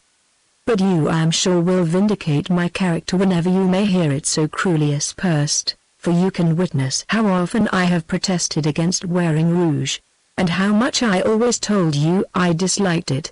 And I assure you that my opinions are still the same. Well, not bearing to be so suspected by my brother, I left the room immediately, and have been ever since in my own dressing-room writing to you. What a long letter have I made of it! But you must not expect to receive such from me when I get to town, for it is only at Leslie Castle that one has time to write even to a Charlotte Lurrell. I was so much vexed by William's glance, that I could not summon patience enough to stay and give him that advice respecting his attachment to Matilda which had first induced me from pure love to him to begin the conversation, and I am now so thoroughly convinced by it, of his violent passion for her, that I am certain he would never hear reason on this subject, and I shall therefore give myself no more trouble either about him or his favourite. Adieu, my dear girl. As affectionately, Susan L. Letter the 7th, from Miss C. Lurrell to Miss M. Leslie, Bristol, the 27th of March. I have received letters from you and your mother-in-law within this week which have greatly entertained me, as I find by them that you are both downright jealous of each other's beauty. It is very odd that two pretty women, though actually mother and daughter, cannot be in the same house without falling out about their faces. Do be convinced that you are both perfectly handsome and say no more of the matter. I suppose this letter must be directed to Portman Square, where probably, great as is your affection for Leslie Castle, you will not be sorry to find yourself. In spite of all that people may say about green fields and the country, I was always of opinion that London and its amusements must be very agreeable for a while, and should be very happy could my mother's income allow her to jockey us into its public places, during winter. I always long particularly to go to Vauxhall, to see whether the cold beef there is cut so thin as it is reported, for I have a slight suspicion that few people understand the art of cutting a slice of cold beef so well as I do. Nay, it would be hard if I did not know something of the matter, for it was a part of my education that I took by far the most pains with. Mamma always found me her best scholar, though when Papa was alive Eloisa was his. Never to be sure were the two more different dispositions in the world. We both loved reading. She preferred histories, and I receipts. She loved drawing pictures, and I drawing pullets. No one could sing a better song than she, and no one make a better pie than I. And so it has always continued since we have been no longer children. The only difference is that all disputes on the superior excellence of our employments then so frequent are now no more. We have for many years entered into an agreement always to admire each other's works. I never fail listening to her music, and she is as constant in eating my pies. Such at least was the case till Henry Hervey made his appearance in Sussex. Before the arrival of his aunt in our neighbourhood where she established herself, you know about it, 12 months ago, his visits to her had been at stated times, and of equal and settled duration, but on her removal to the hall which is within a walk from our house, they became both more frequent and longer. This, as you may suppose, could not be pleasing to Mrs. Diana, who is a professed enemy to everything which is not directed by decorum and formality, or which bears the least resemblance to ease and good breeding. Nay, so great was her aversion to her nephew's behavior that I have often heard her give such hints of it before his face that had not Henry at such times been engaged in conversation with Eloisa, they must have caught his attention and have very much distressed him. The alteration in my sister's behavior which I have before hinted at, now took place. The agreement we had entered into of admiring each other's productions she no longer seemed to regard, and though I constantly applauded even every country dance she played, yet not even a pigeon pie of my making could obtain from her a single word of approbation.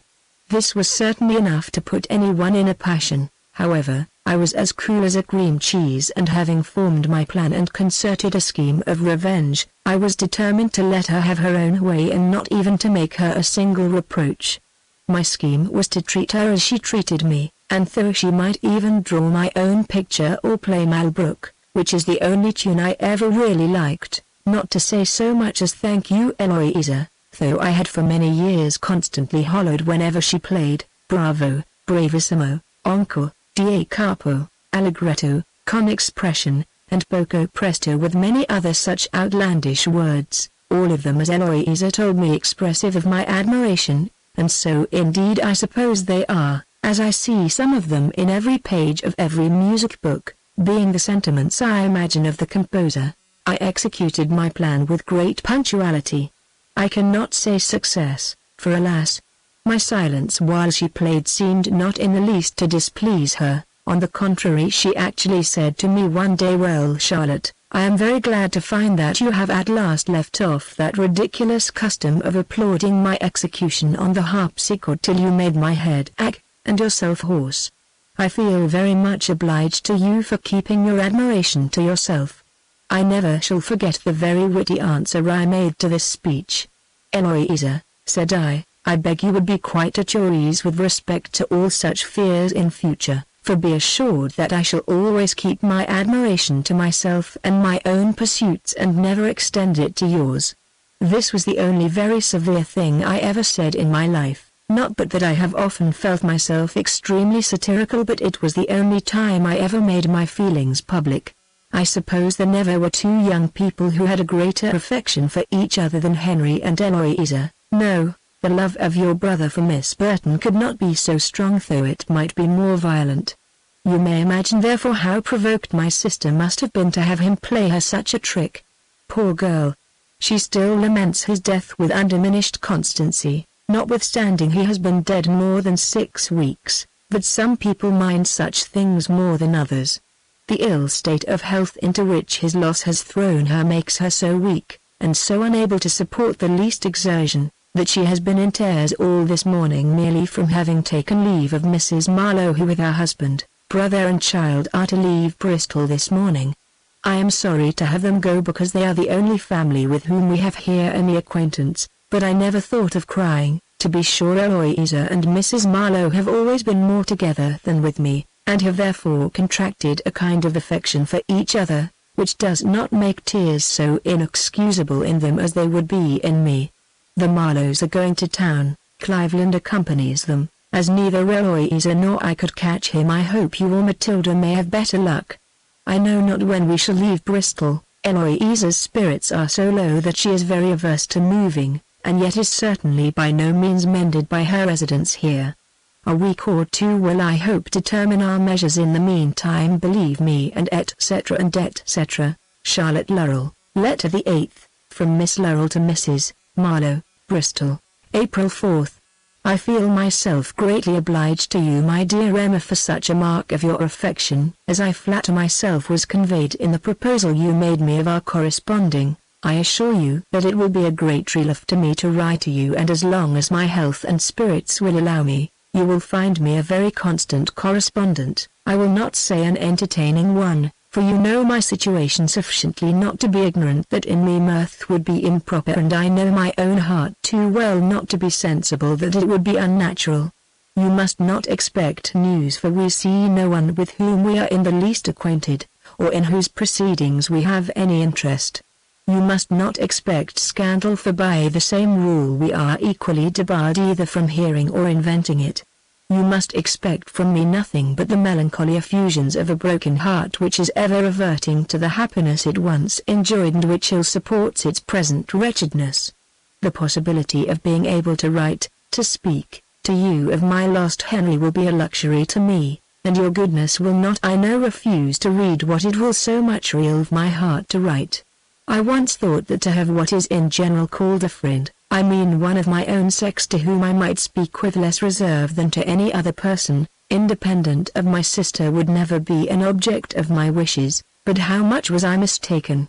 Charlotte is too much engrossed by too confidential correspondence of that sort, to supply the place of one to me, and I hope you will not think me girlishly romantic when I say that to have some kind and compassionate friend who might listen to my sorrows without endeavoring to console me was what I had for some time wished for. When our acquaintance with you, the intimacy which followed it, and the particular affectionate attention you paid me almost from the first, caused me to entertain the flattering idea of those attentions being improved on a closer acquaintance into a friendship which, if you were what my wishes formed you, would be the greatest happiness I could be capable of enjoying.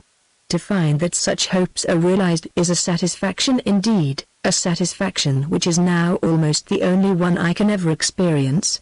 I feel myself so languid that I am sure were you with me you would oblige me to leave off writing, and I cannot give you a greater proof of my affection for you than by acting, as I know you would wish me to do, whether absent or present.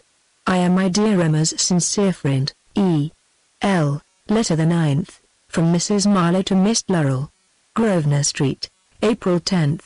Need I say, my dear Eloisa, how welcome your letter was to me? I cannot give a greater proof of the pleasure I received from it, or of the desire I feel that our correspondence may be regular and frequent, than by setting you so good an example as I now do in answering it before the end of the week. But do not imagine that I claim any merit in being so punctual. On the contrary, I assure you that it is a far greater gratification to me to write to you, than to spend the evening either at a concert or a ball.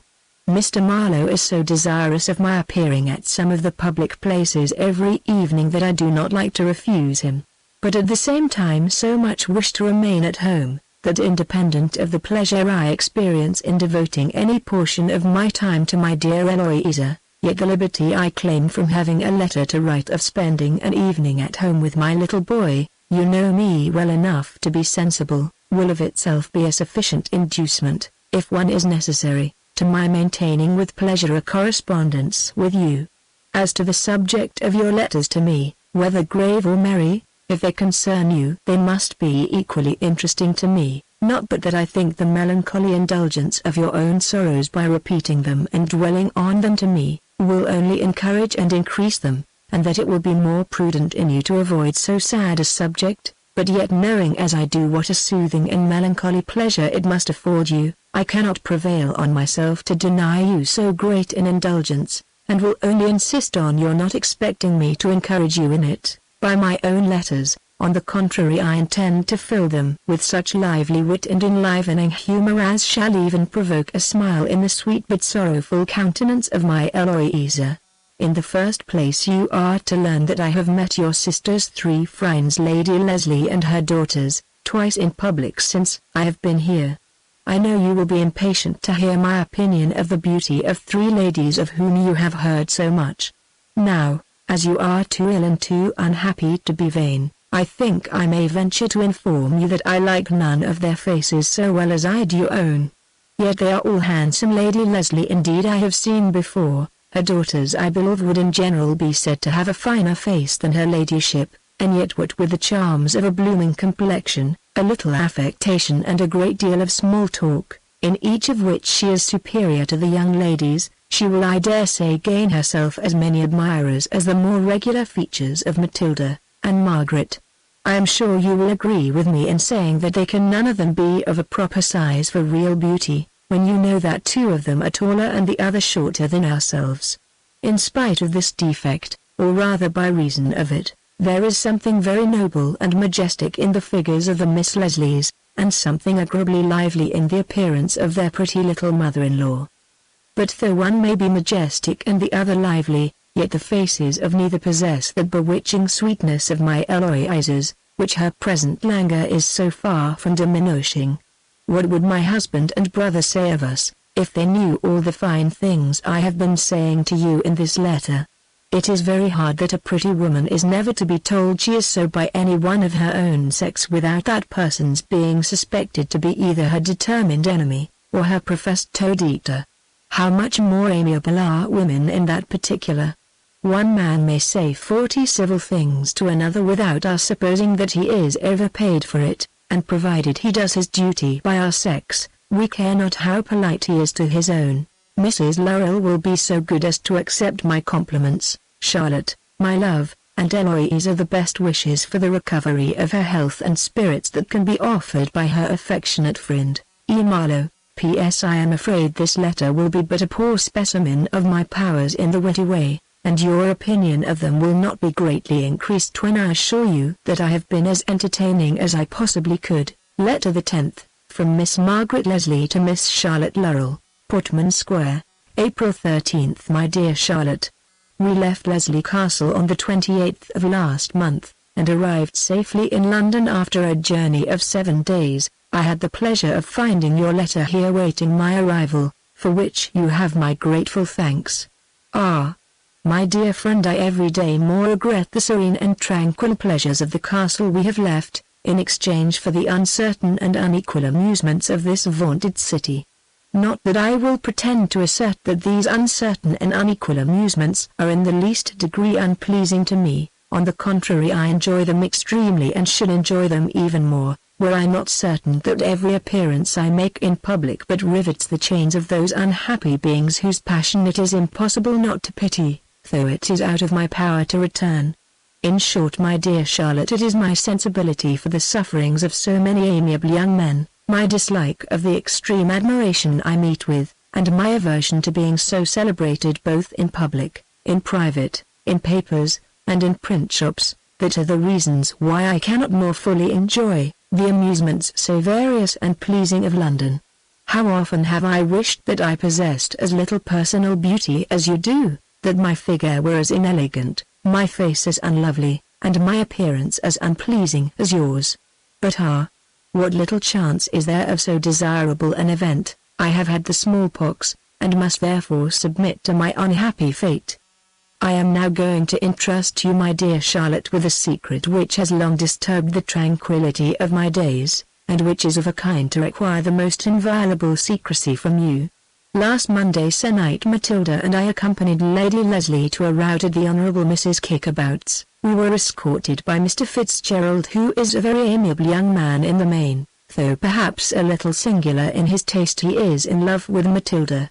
We had scarcely paid our compliments to the lady of the house and curtsied to half a score different people when my attention was attracted by the appearance of a young man, the most lovely of his sex, who at that moment entered the room with another gentleman and lady. From the first moment I beheld him, I was certain that on him depended the future happiness of my life. Imagine my surprise when he was introduced to me by the name of Cleveland. I instantly recognized him as the brother of Mrs. Marlowe, and the acquaintance of my Charlotte at Bristol. Mr. and Mrs. M. were the gentleman and lady who accompanied him. You do not think Mrs. Marlowe handsome? The elegant address of Mr. Cleveland, his polished manners and delightful bow, at once confirmed my attachment. He did not speak, but I can imagine everything he would have said, had he opened his mouth. I can picture to myself the cultivated understanding, the noble sentiments, and elegant language which would have shone so conspicuous in the conversation of Mr. Cleveland.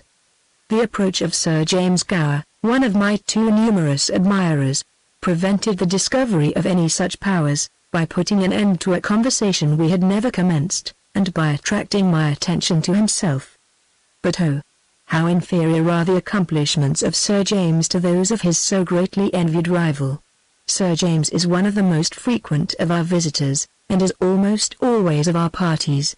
We have since often met Mr. and Mrs. Marlowe, but no Cleveland. He is always engaged somewhere else. Mrs. Marlowe fatigues me to death every time I see her by her tiresome conversations about you and Eloisa. She is so stupid.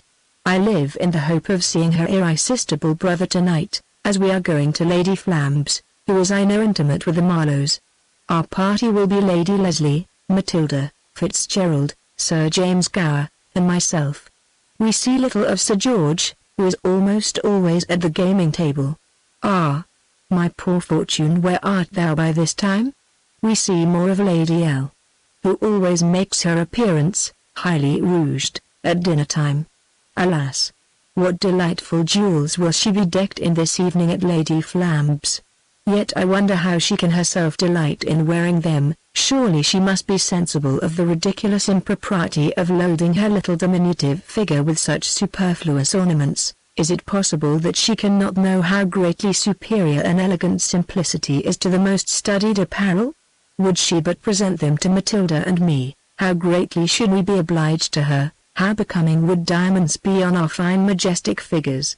And how surprising it is that such an idea should never have occurred to her. I am sure if I have reflected in this manner once, I have 50 times. Whenever I see Lady Leslie dressed in them, such reflections immediately come across me. My own mother's jewels too. But I will say no more on so melancholy a subject. Let me entertain you with something more pleasing. Matilda had a letter this morning from Leslie, by which we have the pleasure of finding that he is at Naples, has turned Roman Catholic, obtained one of the Pope's bulls for annulling his first marriage, and has since actually married a Neapolitan lady of great rank and fortune.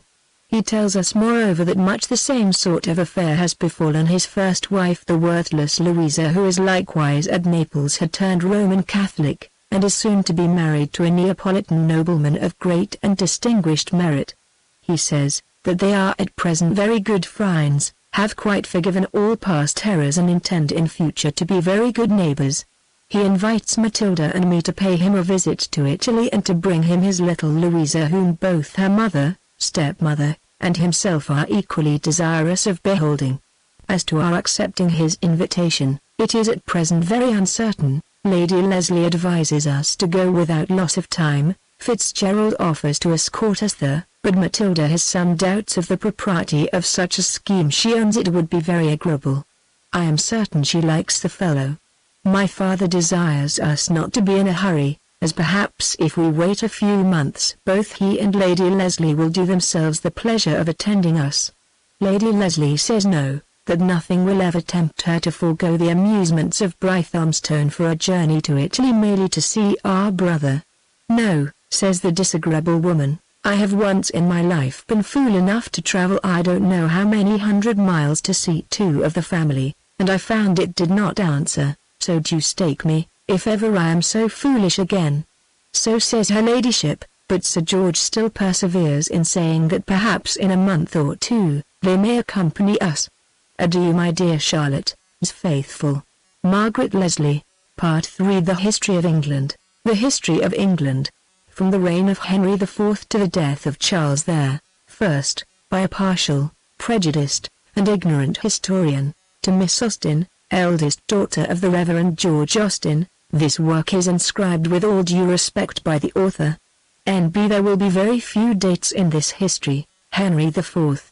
Henry IV ascended the throne of England much to his own satisfaction in the year 1399, after having prevailed on his cousin and predecessor Richard II, to resign it to him, and to retire for the rest of his life to Pomfret Castle, where he happened to be murdered.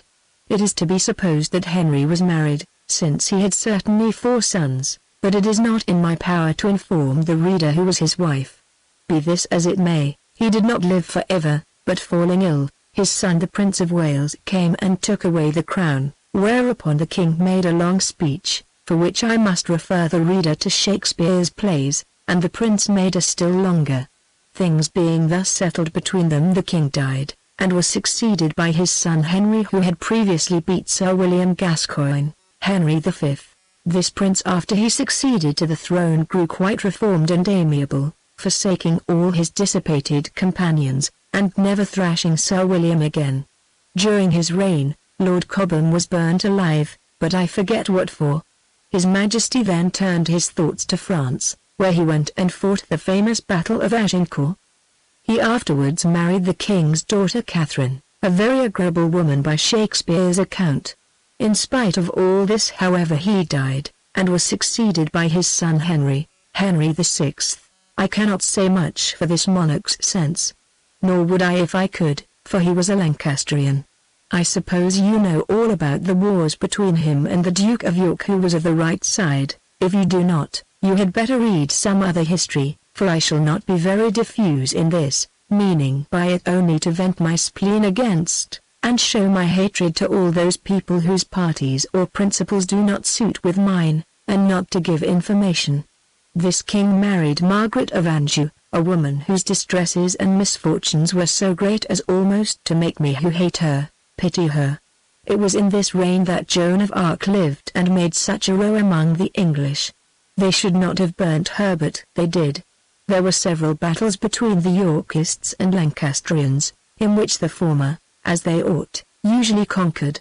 At length they were entirely overcome, the king was murdered, the queen was sent home, and Edward IV ascended the throne. Edward IV, this monarch was famous only for his beauty and his courage, of which the picture we have here given of him, and his undaunted behavior in marrying one woman while he was engaged to another, are sufficient proofs.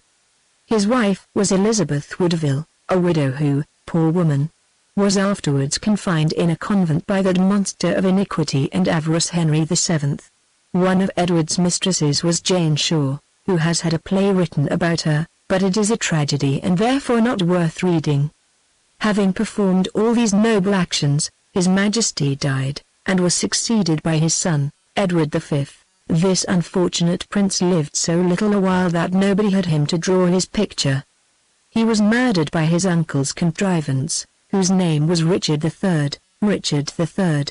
The character of this prince has been in general very severely treated by historians, but as he was a York, I am rather inclined to suppose him a very respectable man. It has indeed been confidently asserted that he killed his 2 nephews and his wife, but it has also been declared that he did not kill his 2 nephews, which I am inclined to believe true, and if this is the case, it may also be affirmed that he did not kill his wife, for if Perkin Warbeck was really the Duke of York, why might not Lambert Simnel be the widow of Richard? Whether innocent or guilty, he did not reign long in peace, for Henry Dudery, of Richmond, as great a villain as ever lived, made a great fuss about getting the crown, and having killed the king at the Battle of Bosworth, he succeeded to it, Henry VII. This monarch soon after his accession married the Princess Elizabeth of York, by which alliance he plainly proved that he thought his own right inferior to hers, though he pretended to the contrary. By this marriage he had 2 sons and 2 daughters, the elder of which daughters was married to the King of Scotland and had the happiness of being grandmother to one of the first characters in the world. But of her, I shall have occasion to speak more at large in future. The youngest, Mary, married first the King of France and secondly the D. of Suffolk, by whom she had one daughter, afterwards the mother of Lady Jane Grey, who though inferior to her lovely cousin the Queen of Scots, was yet an amiable young woman and famous for reading Greek while other people were hunting. It was in the reign of Henry VII that Perkin Warbeck and Lambert Simnel before mentioned made their appearance, the former of whom was set in the stocks, took shelter in Beaulieu Abbey, and was beheaded with the Earl of Warwick, and the latter was taken into the king's kitchen. His Majesty died and was succeeded by his son Henry, whose only merit was his not being quite so bad as his daughter Elizabeth, Henry VIII. It would be an affront to my readers were I to suppose that they were not as well acquainted with the particulars of this king's reign as I am myself. It will therefore be saving them the task of reading again what they have read before, and myself the trouble of writing what I do not perfectly recollect, by giving only a slight sketch of the principal events which marked his reign.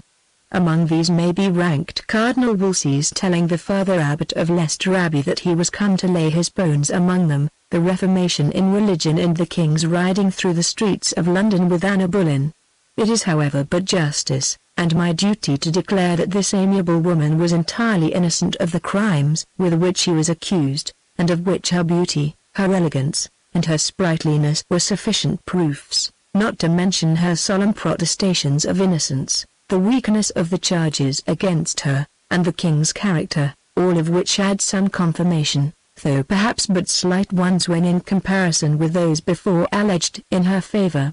Though I do not profess giving many dates, yet as I think it proper to give some and shall of course make choice of those which it is most necessary for the reader to know, I think it right to inform him that her letter to the king was dated on the 6th of May. The crimes and cruelties of this prince were too numerous to be mentioned, as this history I trust has fully shown, and nothing can be said in his vindication, but that his abolishing religious houses and leaving them to the ruinous depredations of time has been of infinite use to the landscape of England in general, which probably was a principal motive for his doing it, since otherwise why should a man who was of no religion himself be at so much trouble to abolish one which had for ages been established in the kingdom?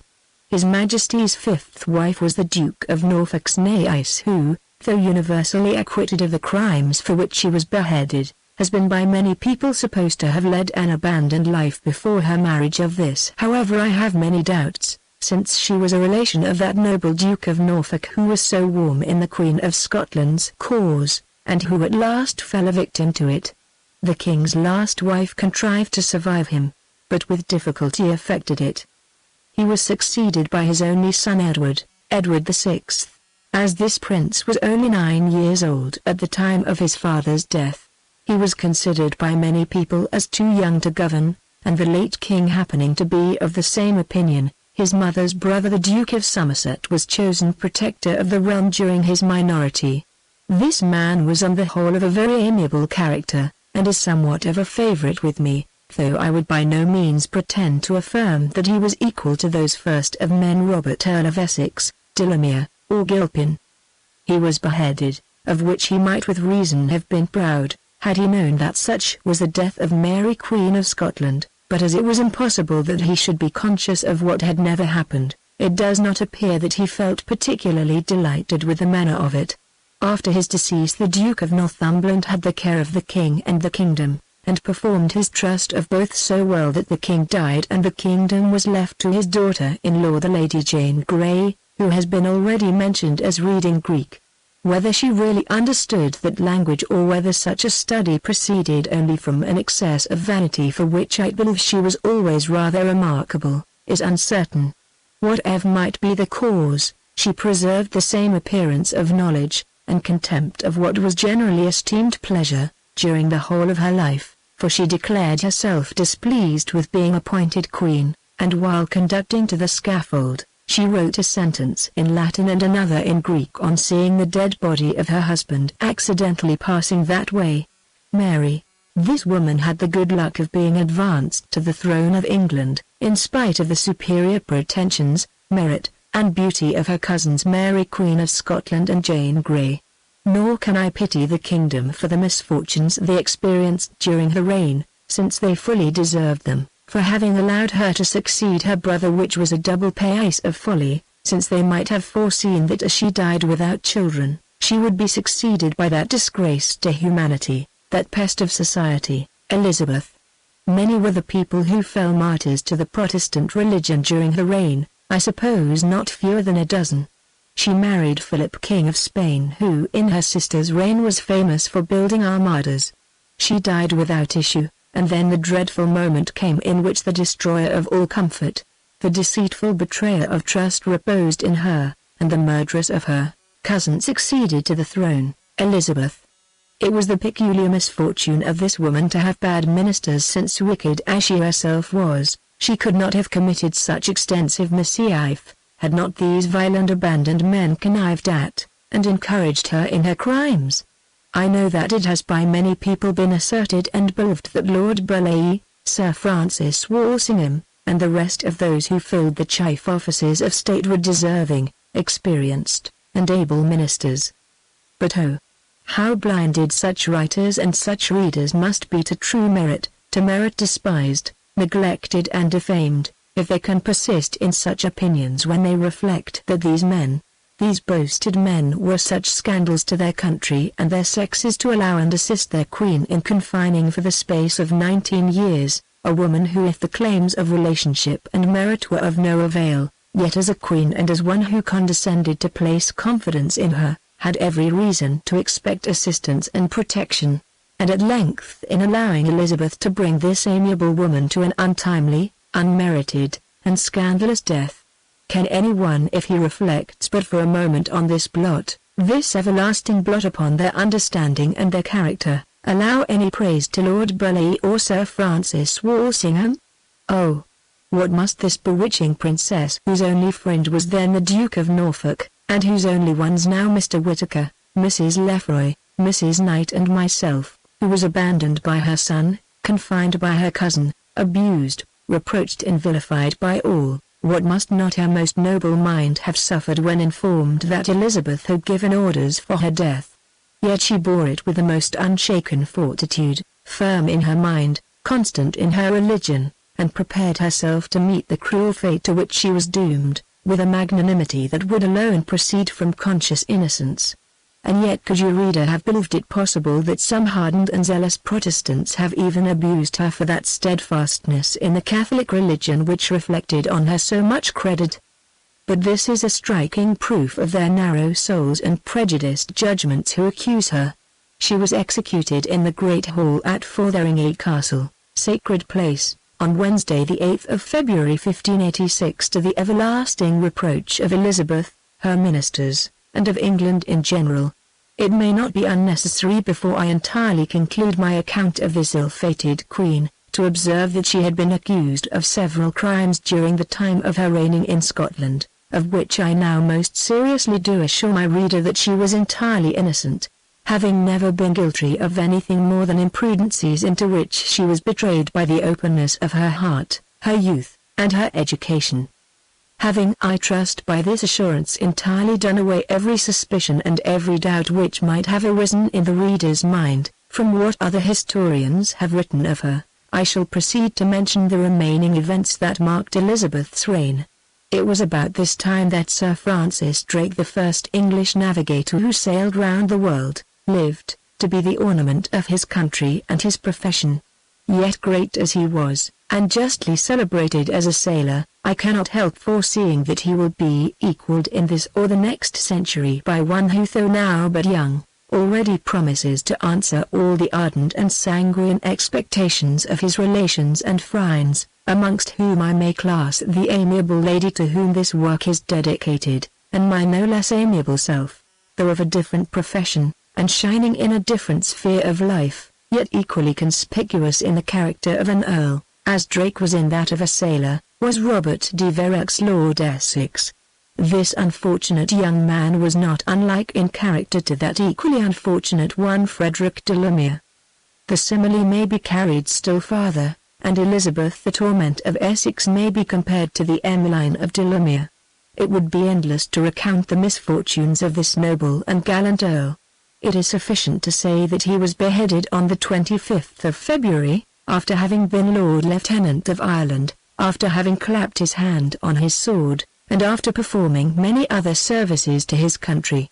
Elizabeth did not long survive his loss, and died so miserable that were it not an injury to the memory of Mary I should pity her. James I, though this king had some faults, among which and as the most principal, was his allowing his mother's death, yet considered on the whole I cannot help liking him. He married Anne of Denmark, and had several children. Fortunately for him his eldest son Prince Henry died before his father, or he might have experienced the evils which befell his unfortunate brother. As I am myself partial to the Roman Catholic religion, it is with infinite regret that I am obliged to blame the behavior of any member of it, yet truth being I think very excusable in an historian, I am necessitated to say that in this reign the Roman Catholics of England did not behave like gentlemen to the Protestants. Their behavior indeed to the royal family and both houses of Parliament might justly be considered by them as very uncivil, and even Sir Henry Percy, though certainly the best-bred man of the party, had none of that general politeness which is so universally pleasing, as his attentions were entirely confined to Lord Mounteagle.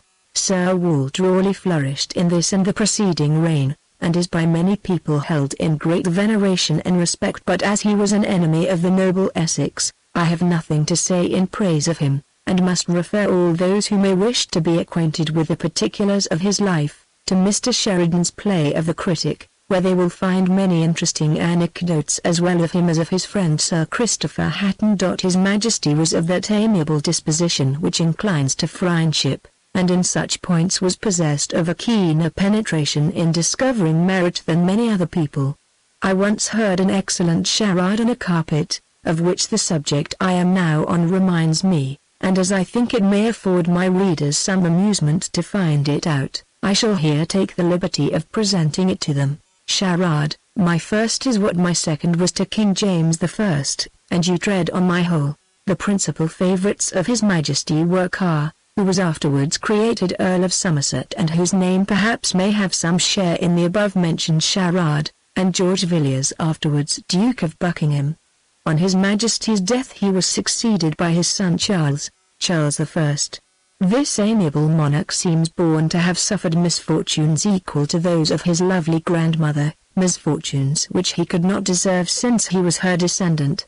Never certainly were there before so many detestable characters at one time in England as in this period of its history, never were amiable men so scarce.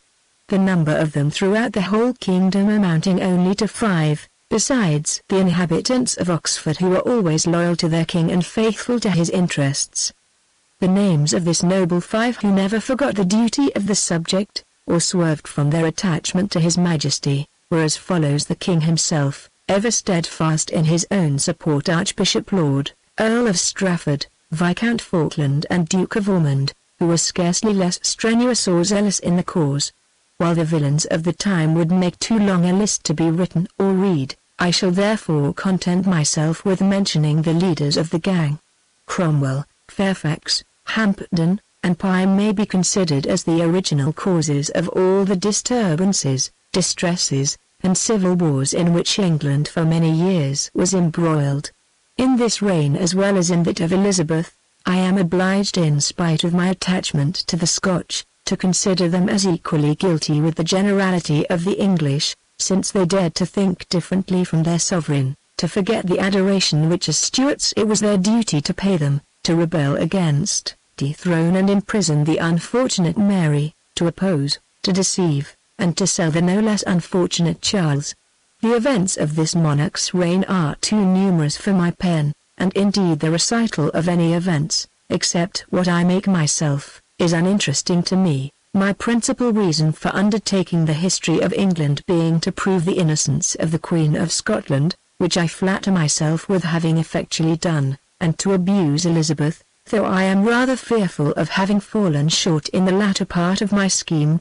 As therefore it is not my intention to give any particular account of the distresses into which this king was involved through the misconduct and cruelty of his Parliament, I shall satisfy myself with vindicating him from the reproach of arbitrary and tyrannical government with which he has often been charged.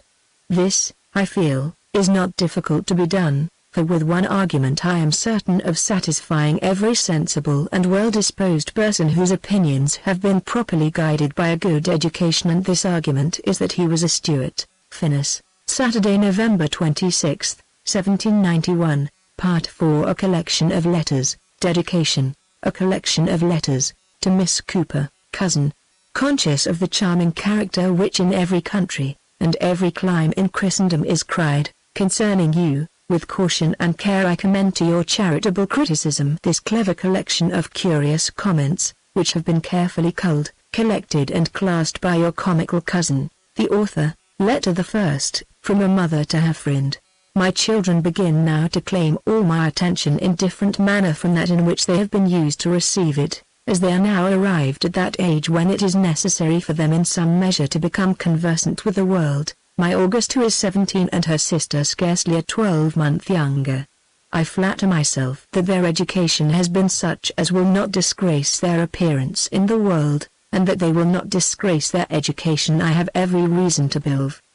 Indeed they are sweet girls. Sensible yet unaffected. Accomplished yet easy. Lively yet gentle. As their progress in everything they have learnt has been always the same, I am willing to forget the difference of age, and to introduce them together into public. This very evening is fixed on as their first entree into life, as we are to drink tea with Mrs. Cope and her daughter. I am glad that we are to meet no one, for my girls' sake, as it would be awkward for them to enter too wide a circle on the very first day. But we shall proceed by degrees. Tomorrow Mr. Stanley's family will drink tea with us, and perhaps the Miss Phillipses will meet them. On Tuesday we shall pay morning visits. On Wednesday we are to dine at Westbrook. On Thursday we have company at home. On Friday we are to be at a private concert at Sir John Winner's, and on Saturday we expect Miss Dawson to call in the morning, which will complete my daughter's introduction into life. How they will bear so much dissipation I cannot imagine. Of their spirits I have no fear, I only dread their health. This mighty affair is now happily over, and my girls are out.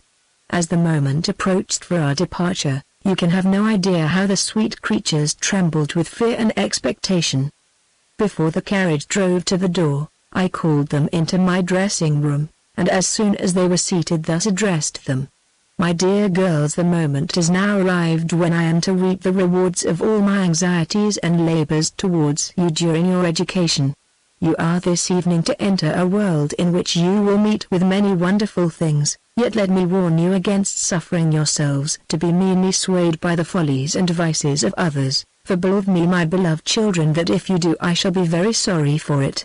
They both assured me that they would ever remember my advice with gratitude, and follow it with attention, that they were prepared to find a world full of things to amaze and to shock them, but that they trusted their behavior would never give me reason to repent of the watchful care with which I had presided over their infancy and formed their minds. With such expectations and such intentions, cried I can have nothing to fear from you, and can cheerfully conduct you to Mrs. Cope's without a fear of your being seduced by her example, or contaminated by her follies. Come, then, my children, added I, the carriage is driving to the door, and I will not a moment delay the happiness you are so impatient to enjoy.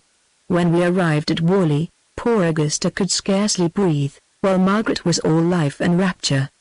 The long-expected moment is now arrived, said she, and we shall soon be in the world. In a few moments we were in Mrs. Cope's parlour, where with her daughter she sate ready to receive us. I observed with delight the impression my children made on them. They were indeed two sweet, elegant-looking girls, and though somewhat abashed from the peculiarity of their situation, yet there was an ease in their manners and address which could not fail of pleasing. Imagine, my dear madam, how delighted I must have been in beholding as I did, how attentively they observed every object they saw, how disgusted with some things, how enchanted with others, how astonished at all. On the whole, however, they returned in raptures with the world, its inhabitants, and manners. Zeva, A. F. Letter the second, from a young lady crossed in love to her friend. Why should this last disappointment hang so heavily on my spirits? Why should I feel it more? Why should it wound me deeper than those I have experienced before? Can it be that I have a greater affection for Willoughby than I had for his amiable predecessors? Or is it that our feelings become more acute from being often wounded? I must suppose, my dear Belle, that this is the case, since I am not conscious of being more sincerely attached to Willoughby than I was to Neville, Fitzawen, or either of the Crawfords, for all of whom I once felt the most lasting affection that ever warmed a woman's heart. Tell me then, dear Belle, why I still sigh when I think of the faithless Edward, or why I weep when I behold his bride, for too surely this is the case. My friends are all alarmed for me, they fear my declining health, they lament my want of spirits, they dread the effects of both. In hopes of reliving my melancholy, by directing my thoughts to other objects, they have invited several of their friends to spend the Christmas with us. Lady Bridget Darkwood and her sister-in-law, Miss Jane, are expected on Friday, and Colonel Seaton's family will be with us next week. This is all most kindly meant by my uncle and cousins, but what can the presence of a dozen indifferent people do to me, but weary and distress me? I will not finish my letter till some of our visitors are arrived. Friday evening Lady Bridget came this morning, and with her sweet sister Miss Jane. Although I have been acquainted with this charming woman above 15 years, yet I never before observed how lovely she is. She is now about 35, and in spite of sickness, sorrow and time is more blooming than I ever saw a girl of 17. I was delighted with her, the moment she entered the house, and she appeared equally pleased with me, attaching herself to me during the remainder of the day. There is something so sweet, so mild in her countenance, that she seems more than mortal. Her conversation is as bewitching as her appearance. I could not help telling her how much she engaged my admiration. "Oh, Miss Jane," said I, and stopped from an inability at the moment of expressing myself as I could wish. "Oh, Miss Jane," I repeated. I could not think of words to suit my feelings. She seemed waiting for my speech. I was confused, distressed, my thoughts were bewildered, and I could only add, "How do you do?" She saw and felt for my embarrassment, and with admirable presence of mind relieved me from it by saying, "My dear Sophia, be not uneasy at having exposed yourself. I will turn the conversation without appearing to notice it. Oh, how I loved her for her kindness." "Do you ride as much as you used to do?" said she. "I am advised to ride by my physician. We have delightful rides round us. I have a charming horse, am uncommonly fond of the amusement," replied I, quite recovered from my confusion, "and in short I ride a great deal." "You are in the right, my love," said she. Then repeating the following line, which was an extempore and equally adapted to recommend both riding and candor: "Ride where you may, be candid where you can," she added, "I rode once, but it is many years ago." She spoke this in so low and tremulous a voice, that I was silent. Struck with her manner of speaking, I could make no reply. "I have not ridden," continued she, fixing her eyes on my face, "since I was married. I was never so surprised married, ma'am," I repeated. "You may well wear that look of astonishment," said she, "since what I have said must appear improbable to you. Yet nothing is more true than that I once was married." "Then why are you called Miss Jane?" "I married, my Sophia, without the consent or knowledge of my father, the late Admiral Annesley. It was therefore necessary to keep the secret from him and from everyone, till some fortunate opportunity might offer of revealing it. Such an opportunity, alas, was but too soon given in the death of my dear Captain Dashwood. Pardon these tears," continued Miss Jane, wiping her eyes, "I owe them to my husband's memory. He fell, my Sophia, while fighting for his country in America after a most happy union of 7 years. My children, 2 sweet boys and a girl, who had constantly resided with my father and me, passing with him and with every one as the children of a brother, though I had ever been an only child, had as yet been the comforts of my life. But no sooner had I lost my Henry, than these sweet creatures fell sick and died. Conceive, dear Sophia, what my feelings must have been when as an aunt I attended my children to their early grave. My father did not survive them many weeks. He died, poor good old man, highly ignorant to his last hour of my marriage. But did not you own it, and assume his name at your husband's death?" "No, I could not bring myself to do it, more especially when in my children I lost all inducement for doing it. Lady Bridget and yourself are the only persons who are in the knowledge of my having ever been either wife or mother. as I could not prevail on myself to take the name of Dashwood, a name which after my Henry's death I could never hear without emotion, and as I was conscious of having no right to that of Anne Lisley, I dropped all thoughts of either, and have made it a point of bearing only my Christian one since my father's death." She paused. "Oh, my dear Miss Jane," said I, "how infinitely am I obliged to you for so entertaining a story. You cannot think how it has diverted me. But have you quite done? I have only to add, my dear Sophia, that my Henry's elder brother dying about the same time, Lady Bridget became a widow like myself, and as we had always loved each other in idea from the high character in which we had ever been spoken of, though we had never met, we determined to live together. We wrote to one another on the same subject by the same post, so exactly did our feeling and our actions coincide. We both eagerly embraced the proposals we gave and received of becoming one family, and have from that time lived together in the greatest affection." "And is this all?" said I. "I hope you have not done." "Indeed I have, and did you ever hear a story more pathetic?" "I never did, and it is for that reason it pleases me so much, for when one is unhappy nothing is so delightful to one's sensations as to hear of equal misery." "Ah! But my Sophia, why are you unhappy? Have you not heard, madam, of Willoughby's marriage? But my love, why lament his perfidy, when you bore so well that of many young men before?" "Ah!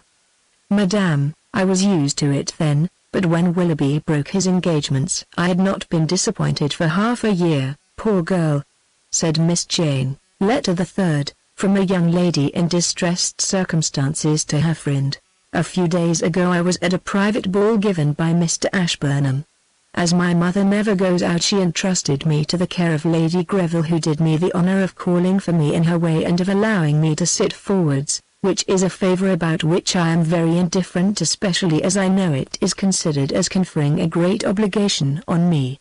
So Miss Maria," said her ladyship as she saw me advancing to the door of the carriage, "you seem very smart tonight. My poor girls will appear quite to disadvantage by you. I only hope your mother may not have distressed herself to set you off. Have you got a new gown on?" "Yes, ma'am," replied I with as much indifference as I could assume.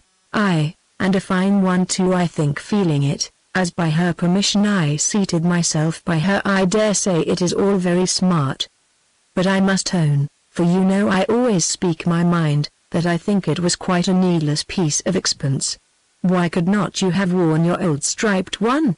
It is not my way to find fault with people because they are poor, for I always think that they are more to be despised and pitied than blamed for it, especially if they cannot help it, but at the same time I must say that in my opinion your old striped gown would have been quite fine enough for its wearer. To tell you the truth, I always speak my mind. I am very much afraid that one half of the people in the room will not know whether you have a gown on or not. But I suppose you intend to make your fortune tonight. Well, the sooner the better, and I wish you success." "Indeed, ma'am, I have no such intention. Whoever heard a young lady own that she was a fortune hunter?" Miss Greville laughed, but I am sure Ellen felt for me. "Was your mother gone to bed before you left her?" said her ladyship. "Dear ma'am," said Ellen, "it is but 9 o'clock." "True, Ellen, but candles cost money, and Mrs. Williams is too wise to be extravagant. She was just sitting down to supper, ma'am." "And what had she got for supper?" "I did not observe." "Bread and cheese, I suppose." "I should never wish for a better supper," said Ellen. "You have never any reason," replied her mother, "as a better is always provided for you." Miss Greville laughed excessively, as she constantly does at her mother's wit. "Such is the humiliating situation in which I am forced to appear while riding in her ladyship's coach. I dare not be impertinent, as my mother is always admonishing me to be humble and patient if I wish to make my way in the world. She insists on my accepting every invitation of Lady Greville, or you may be certain that I would never enter either her house or her coach with the disagreeable certainty I always have of being abused for my poverty while I am in them." When we arrived at Ashburnham, it was nearly 10 o'clock, which was an hour and a half later than we would desired to be there, but Lady Greville is too fashionable, or fancies herself to be so, to be punctual. The dancing, however, was not begun as they waited for Miss Greville. I had not been long in the room before I was engaged to dance by Mr. Bernard, but just as we were going to stand up, he recollected that his servant had got his white gloves, and immediately ran out to fetch them.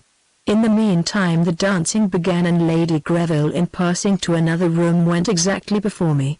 She saw me and instantly stopping, said to me though there were several people close to us, "Heyday, Miss Maria.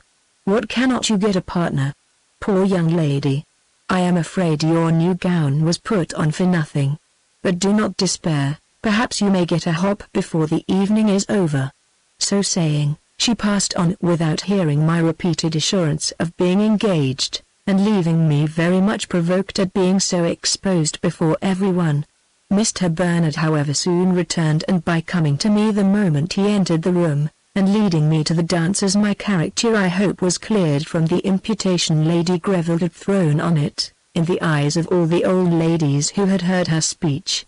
I soon forgot all my vexations in the pleasure of dancing and of having the most agreeable partner in the room. As he is moreover heir to a very large estate, I could see that Lady Greville did not look very well pleased when she found who had been his choice.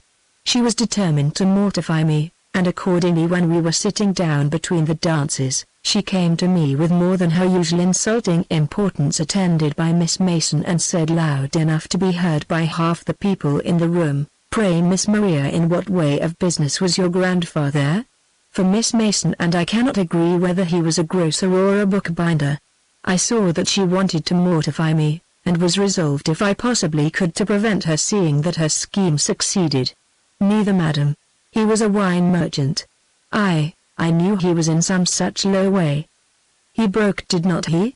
"I believe not, ma'am." "Did not he abscond?" "I never heard that he did." "At least he died insolvent?" "I was never told so before." "Why, was not your father as poor as a rat?" "I fancy not." "Was not he in the King's Bench once?" "I never saw him there." She gave me such a look, and turned away in a great passion, while I was half delighted with myself for my impertinence, and half afraid of being thought too saucy.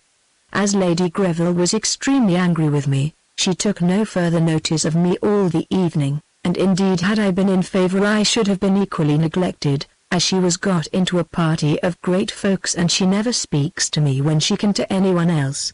Miss Greville was with her mother's party at supper, but Ellen preferred staying with the Bernards and me. We had a very pleasant dance and as Lady Greville slept all the way home, I had a very comfortable ride. The next day while we were at dinner Lady Greville's coach stopped at the door, for that is the time of day she generally contrives it should. She sent in a message by the servant to say that she should not get out but that Miss Maria must come to the coach door, as she wanted to speak to her, and that she must make haste and come immediately. "What an impertinent message, mamma," said I. "Go, Maria," replied she. Accordingly I went and was obliged to stand there at her ladyship's pleasure though the wind was extremely high and very cold. "Why, I think, Miss Maria, you are not quite so smart as you were last night. But I did not come to examine your dress, but to tell you that you may dine with us the day after tomorrow." "Not tomorrow, remember, do not come tomorrow, for we expect Lord and Lady Clermont and Sir Thomas Stanley's family. There will be no occasion for your being very fine for I shan't send the carriage.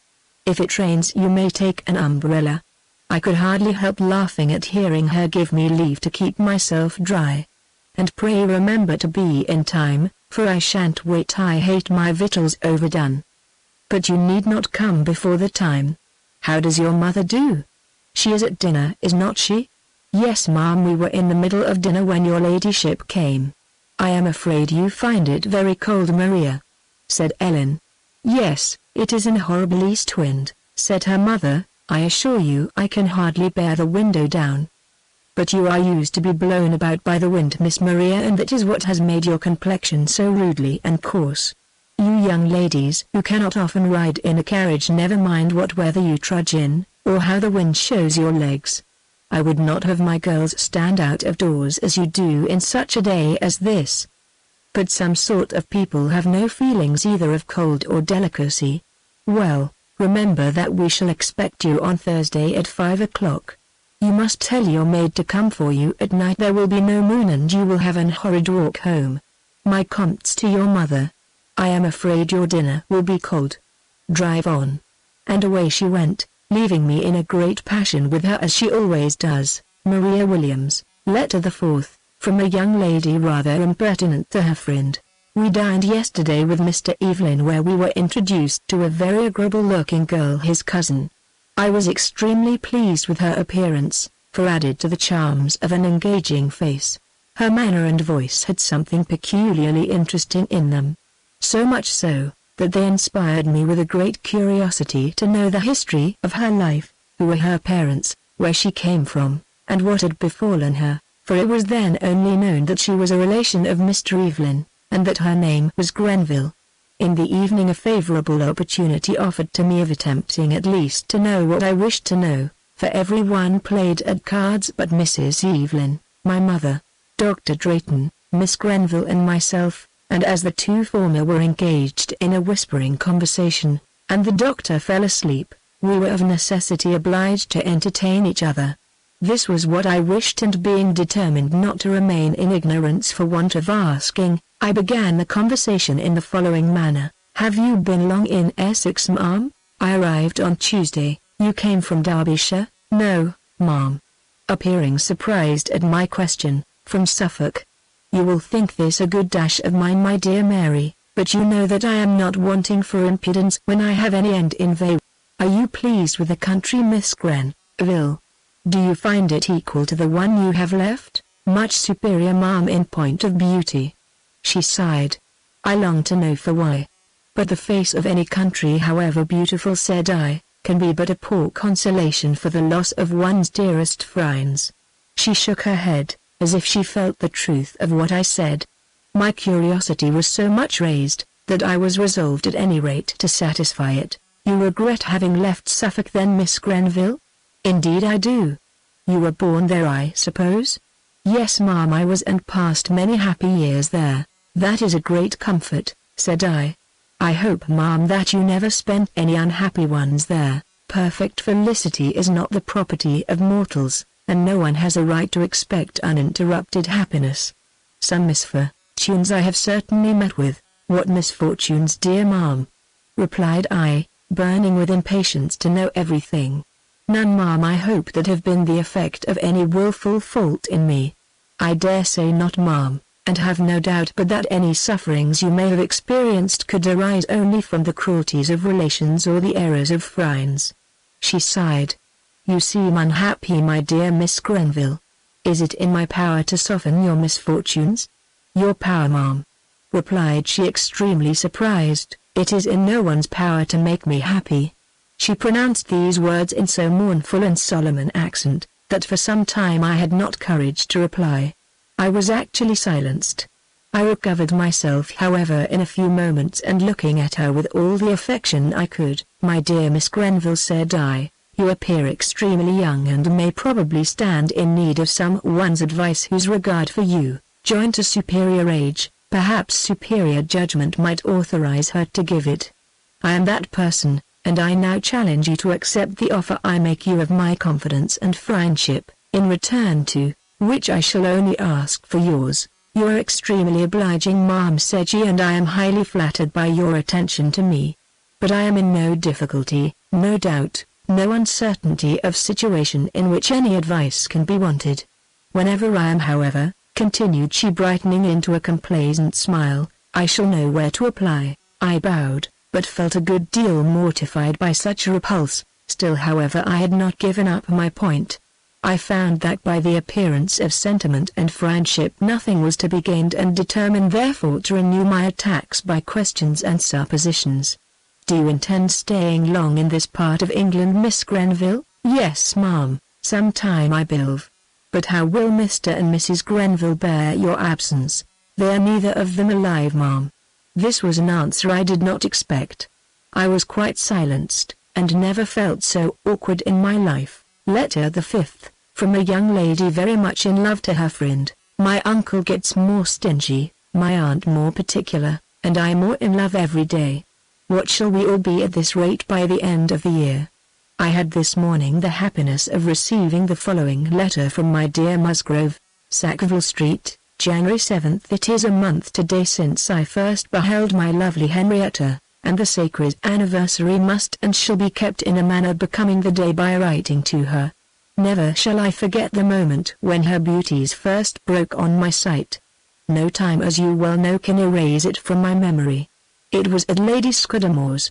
Happy Lady Scudamore, to live within a mile of the divine Henrietta. When the lovely creature first entered the room, oh, what were my sensations! The sight of you was like the sight of a wonderful fine thing. I started. I gazed at her with admiration. She appeared every moment more charming, and the unfortunate Musgrove became a captive to your charms before I had time to look about me. Yes, madam, I had the happiness of adoring you, an happiness for which I cannot be too grateful. What, said he to himself, is Musgrove allowed to die for Henrietta? Enviable mortal! And may he pine for her who is the object of universal admiration, who is adored by a colonel, and toasted by a baronet.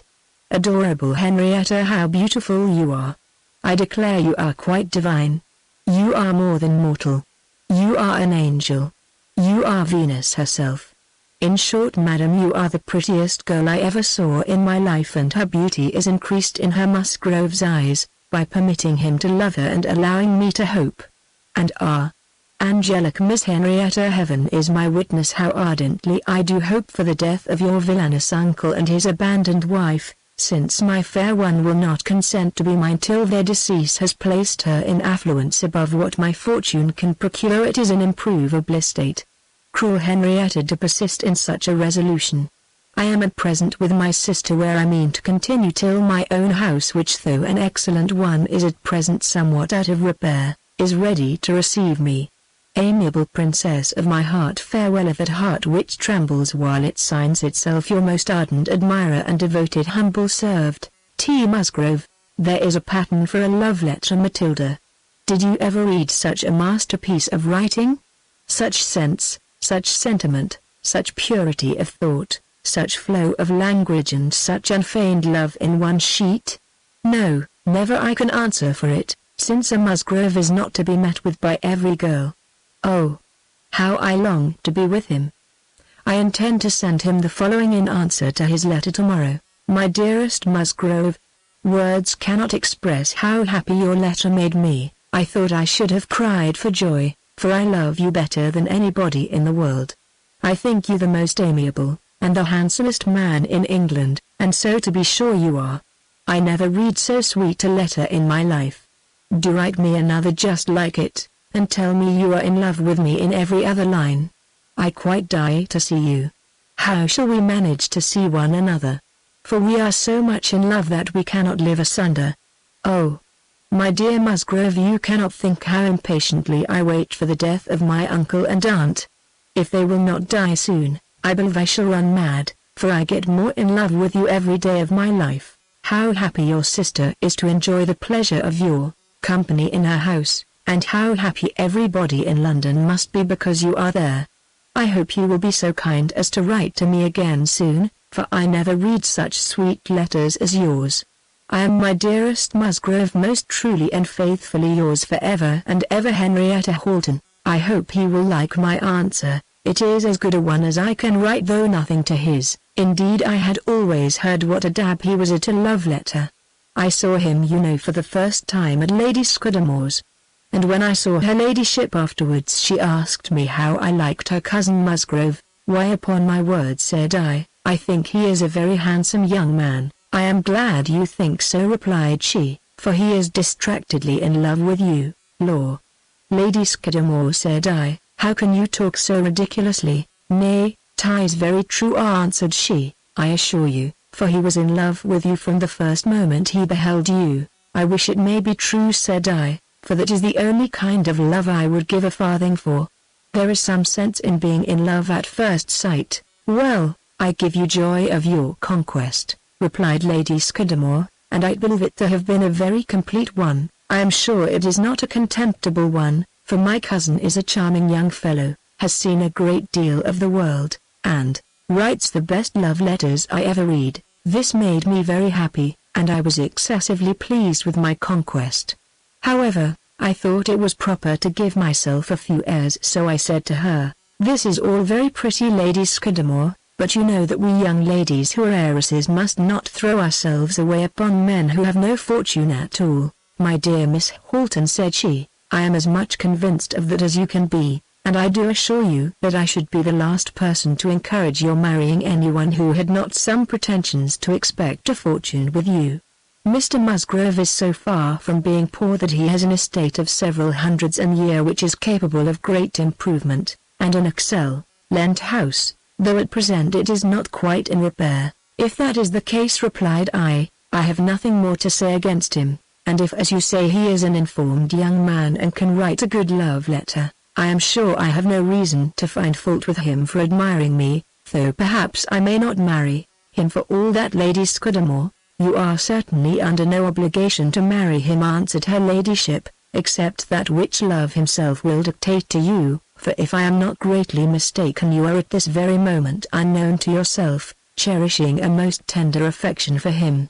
Law, Lady Scudamore, replied I, blushing. How can you think of such a thing? Because every look, every word betrays it, answered she. Come, my dear Henrietta, consider me as a friend, and be sincere with me. Do not you prefer Mr. Musgrove to any man of your acquaintance? Pray do not ask me such questions, Lady Scudamore, said I, turning away my head, for it is not fit for me to answer them. Nay, my love, replied she, now you confirm my suspicions.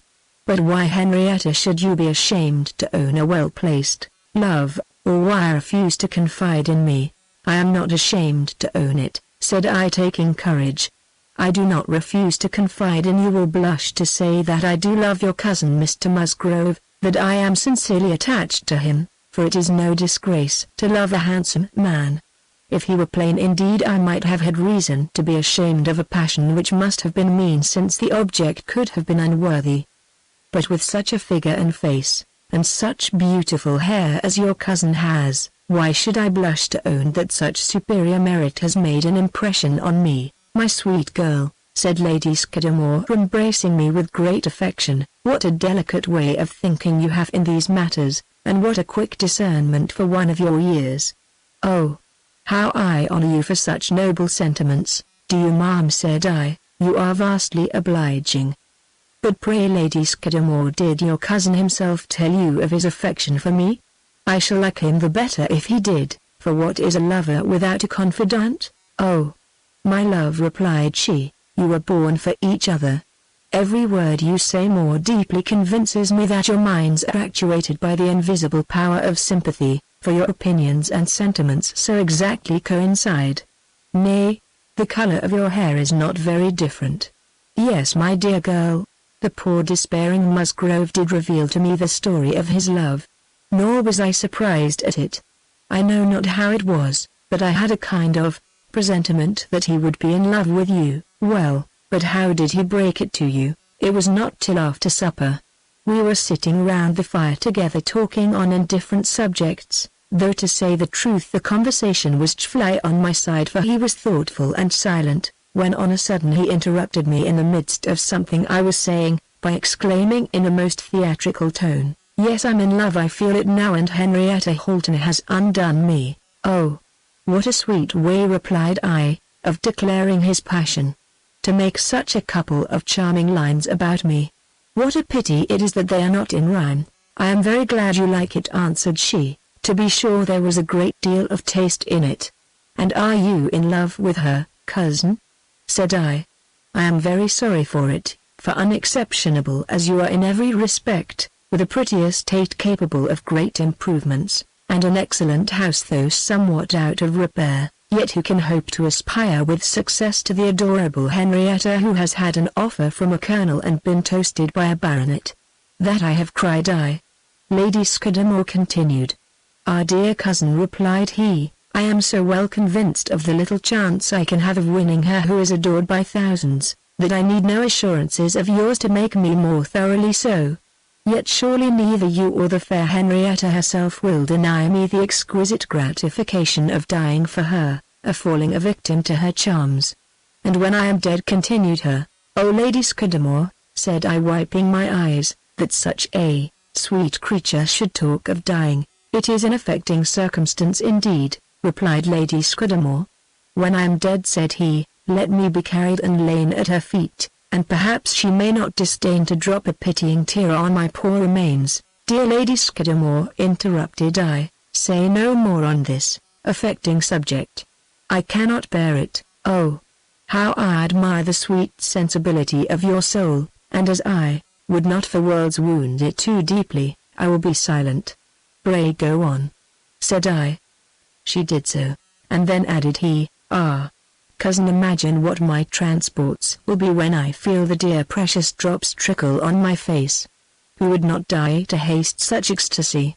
And when I am interred, may the divine Henrietta bless some happier youth with her affection, may he be as tenderly attached to her as the hapless Musgrove, and while he crumbles to dust, may they live an example of felicity in the conjugal state. Did you ever hear anything so pathetic?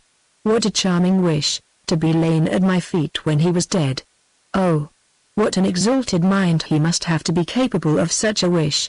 Lady Scudamore went on. Ah, my dear cousin, replied I to him, such noble behavior as this must melt the heart of any woman, however obdurate it may naturally be, and could the divine Henrietta but hear your generous wishes for her happiness, all gentle as is her mind, I have not a doubt but that she would pity your affection and endeavor to return it.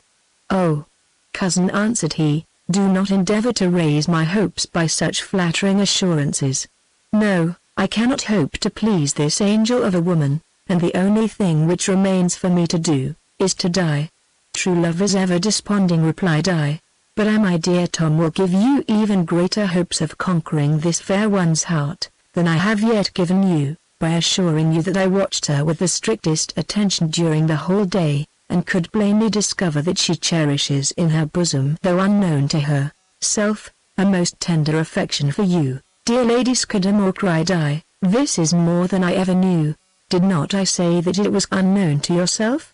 I did not, continued I to him, encourage you by saying this at first, that surprise might render the pleasure still greater. No, cousin, replied he in a languid voice, nothing will convince me that I can have touched the heart of Henrietta Halton, and if you are deceived yourself, do not attempt deceiving me.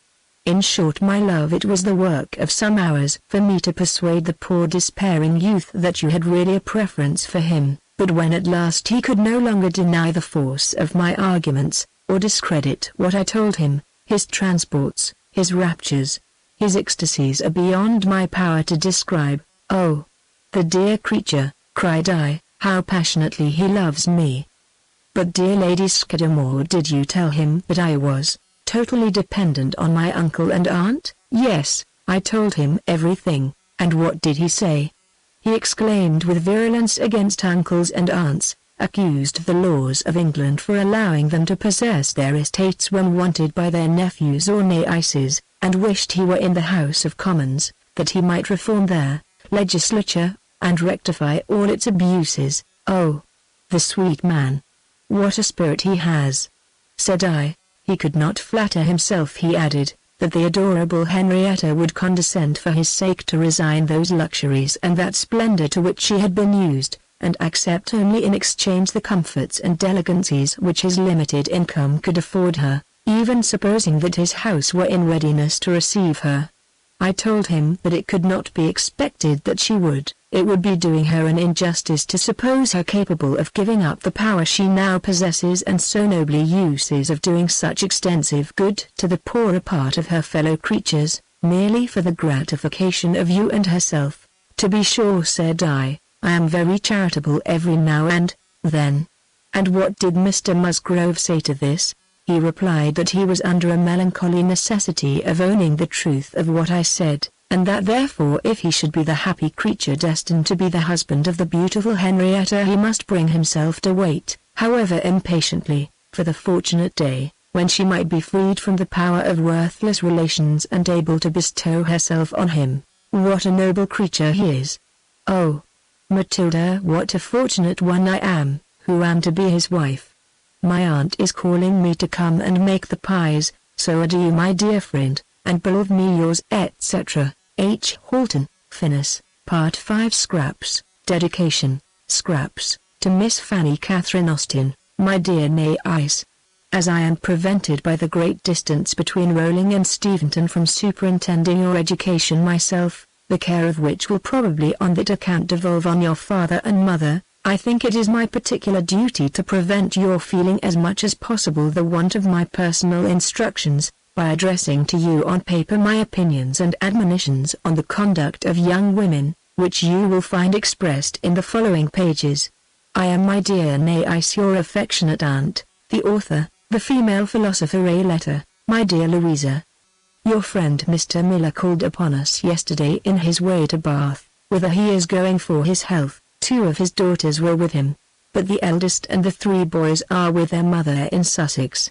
Though you have often told me that Miss Miller was remarkably handsome, you never mentioned anything of her sister's beauty, yet they are certainly extremely pretty.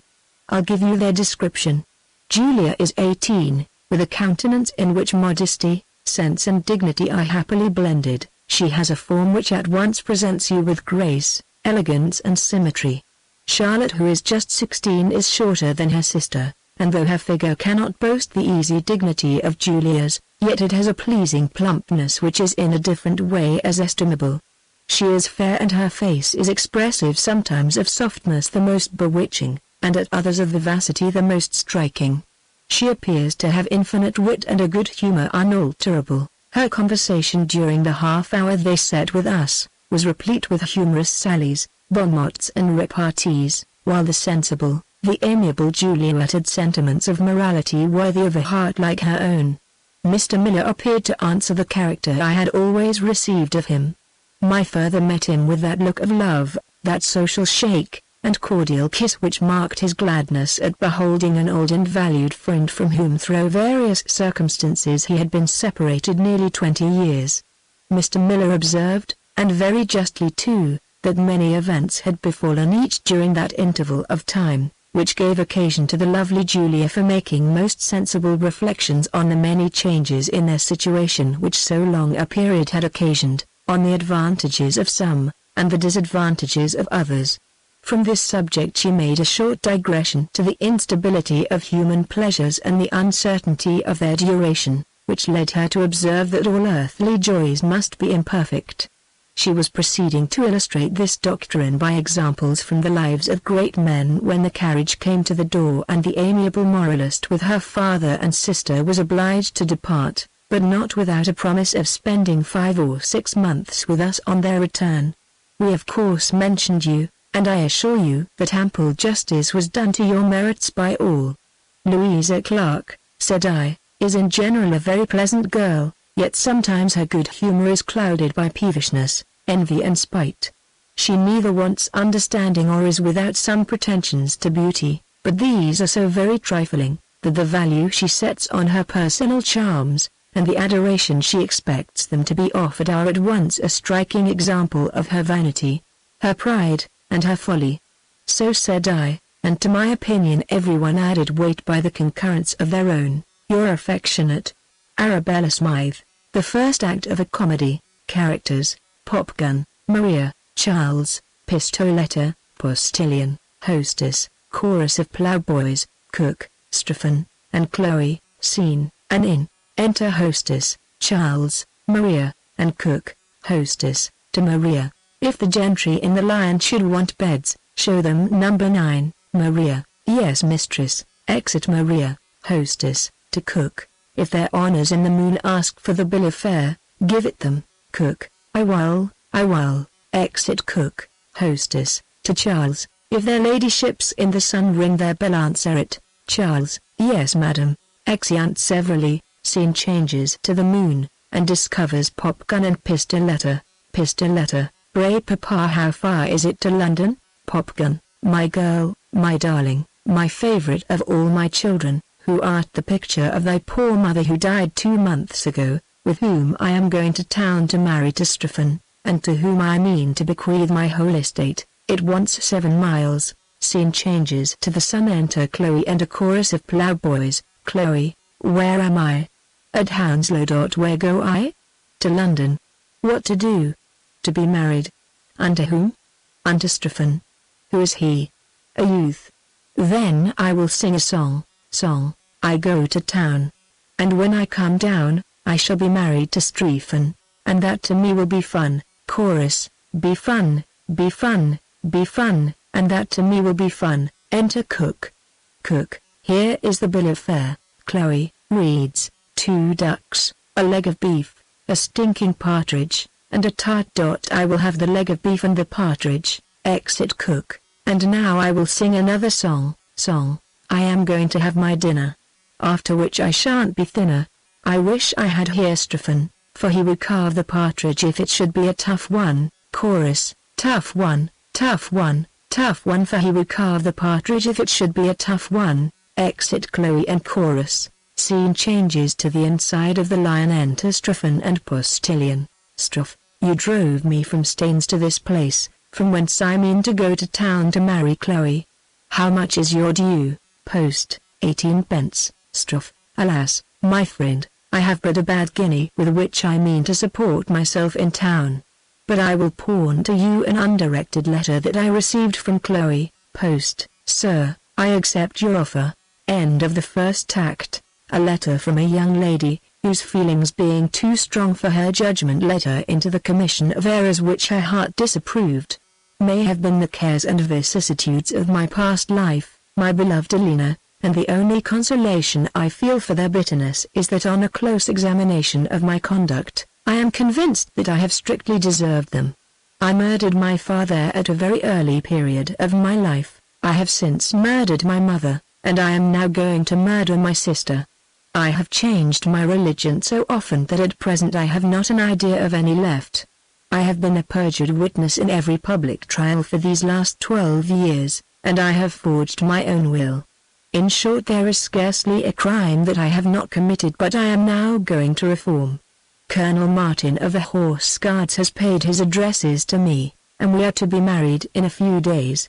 As there is something singular in our courtship, I will give you an account of it. Colonel Martin is the second son of the late Sir John Martin, who died immensely rich, but bequeathing only £100,000 apiece to his 3 younger children, left the bulk of his fortune, about 8 million, to the present Sir Thomas. Upon his small pittance the Colonel lived tolerably contented for nearly 4 months, when he took it into his head to determine on getting the whole of his eldest brother's estate. A new will was forged and the Colonel produced it in court, but nobody would swear to its being the right will except himself, and he had sworn so much that nobody believed him. At that moment I happened to be passing by the door of the court, and was beckoned in by the judge, who told the Colonel that I was a lady ready to witness anything from the cause of justice, and advised him to apply to me. In short, the affair was soon adjusted. The Colonel and I swore to its being the right will, and Sir Thomas has been obliged to resign all his ill-gotten wealth. The Colonel in gratitude waited on me the next day with an offer of his hand. I am now going to murder my sister, yours ever, Anna Parker, at through Wales. In a letter from a young lady, my dear Clara. I have been so long on the ramble that I have not till now had it in my power to thank you for your letter. We left our dear home on last Monday month, and proceeded on our tour through Wales, which is a principality contiguous to England and gives the title to the Prince of Wales. We travelled on horseback by preference. My mother rode upon our little pony, and Fanny and I walked by her side, or rather ran, for my mother is so fond of riding fast that she galloped all the way. You may be sure that we were in a fine perspiration when we came to our place of resting. Fanny has taken a great many drawings of the country, which are very beautiful, though perhaps not such exact resemblances as might be wished, from their being taken as she ran along. It would astonish you to see all the shoes we wore out in our tour. We determined to take a good stock with us, and therefore each took a pair of our own besides those we set off in. However, we were obliged to have them both capped and heel-paced at Carmarthen, and at last, when they were quite gone, Mamma was so kind as to lend us a pair of blue satin slippers, of which we each took one and hopped home from Hereford delightfully. I am your ever affectionate, Elizabeth Johnson. At Hale, a gentleman whose family name I shall conceal, bought a small cottage in Pembrokeshire about 2 years ago. This daring action was suggested to him by his elder brother, who promised to furnish 2 rooms and a closet for him, provided he would take a small house near the borders of an extensive forest, and about 3 miles from the sea. Wilhelminus gladly accepted the offer and continued for some time searching after such a retreat when he was one morning agreeably relieved from his suspense by reading this advertisement in a newspaper: to be let, a neat cottage on the borders of an extensive forest and about 3 miles from the sea. It is ready furnished except 2 rooms and a closet. The delighted Wilhelminus posted away immediately to his brother, and showed him the advertisement. Robertus congratulated him and sent him in his carriage to take possession of the cottage. After traveling for 3 days and 6 nights without stopping, they arrived at the forest, and following a track which led by its side down a steep hill over which 10 rivulets meandered, they reached the cottage in half an hour. Wilhelminus alighted, and after knocking for some time without receiving any answer or hearing anyone stir within, he opened the door, which was fastened only by a wooden latch, and entered a small room, which he immediately perceived to be one of the 2 that were unfurnished. From thence he proceeded into a closet equally bare. A pair of stairs that went out of it led him into a room above, no less destitute, and these apartments he found composed the whole of the house. He was by no means displeased with this discovery, as he had the comfort of reflecting that he should not be obliged to lay out anything on furniture himself. He returned immediately to his brother, who took him the next day to every shop in town, and bought whatever was requisite to furnish the 2 rooms and the closet. In a few days everything was completed, and Wilhelminus returned to take possession of his cottage. Robertus accompanied him, with his lady the amiable Cecilia and her 2 lovely sisters Arabella and Marina, to whom Wilhelminus was tenderly attached, and a large number of attendants. An ordinary genius might probably have been embarrassed in endeavoring to accommodate so large a party, but Wilhelminus with admirable presence of mind gave orders for the immediate erection of 2 noble tents in an open spot in the forest adjoining to the house. Their construction was both simple and elegant. A couple of old blankets, each supported by 4 sticks, gave a striking proof of that taste for architecture and that happy ease in overcoming difficulties which were some of Wilhelminus's most striking virtues.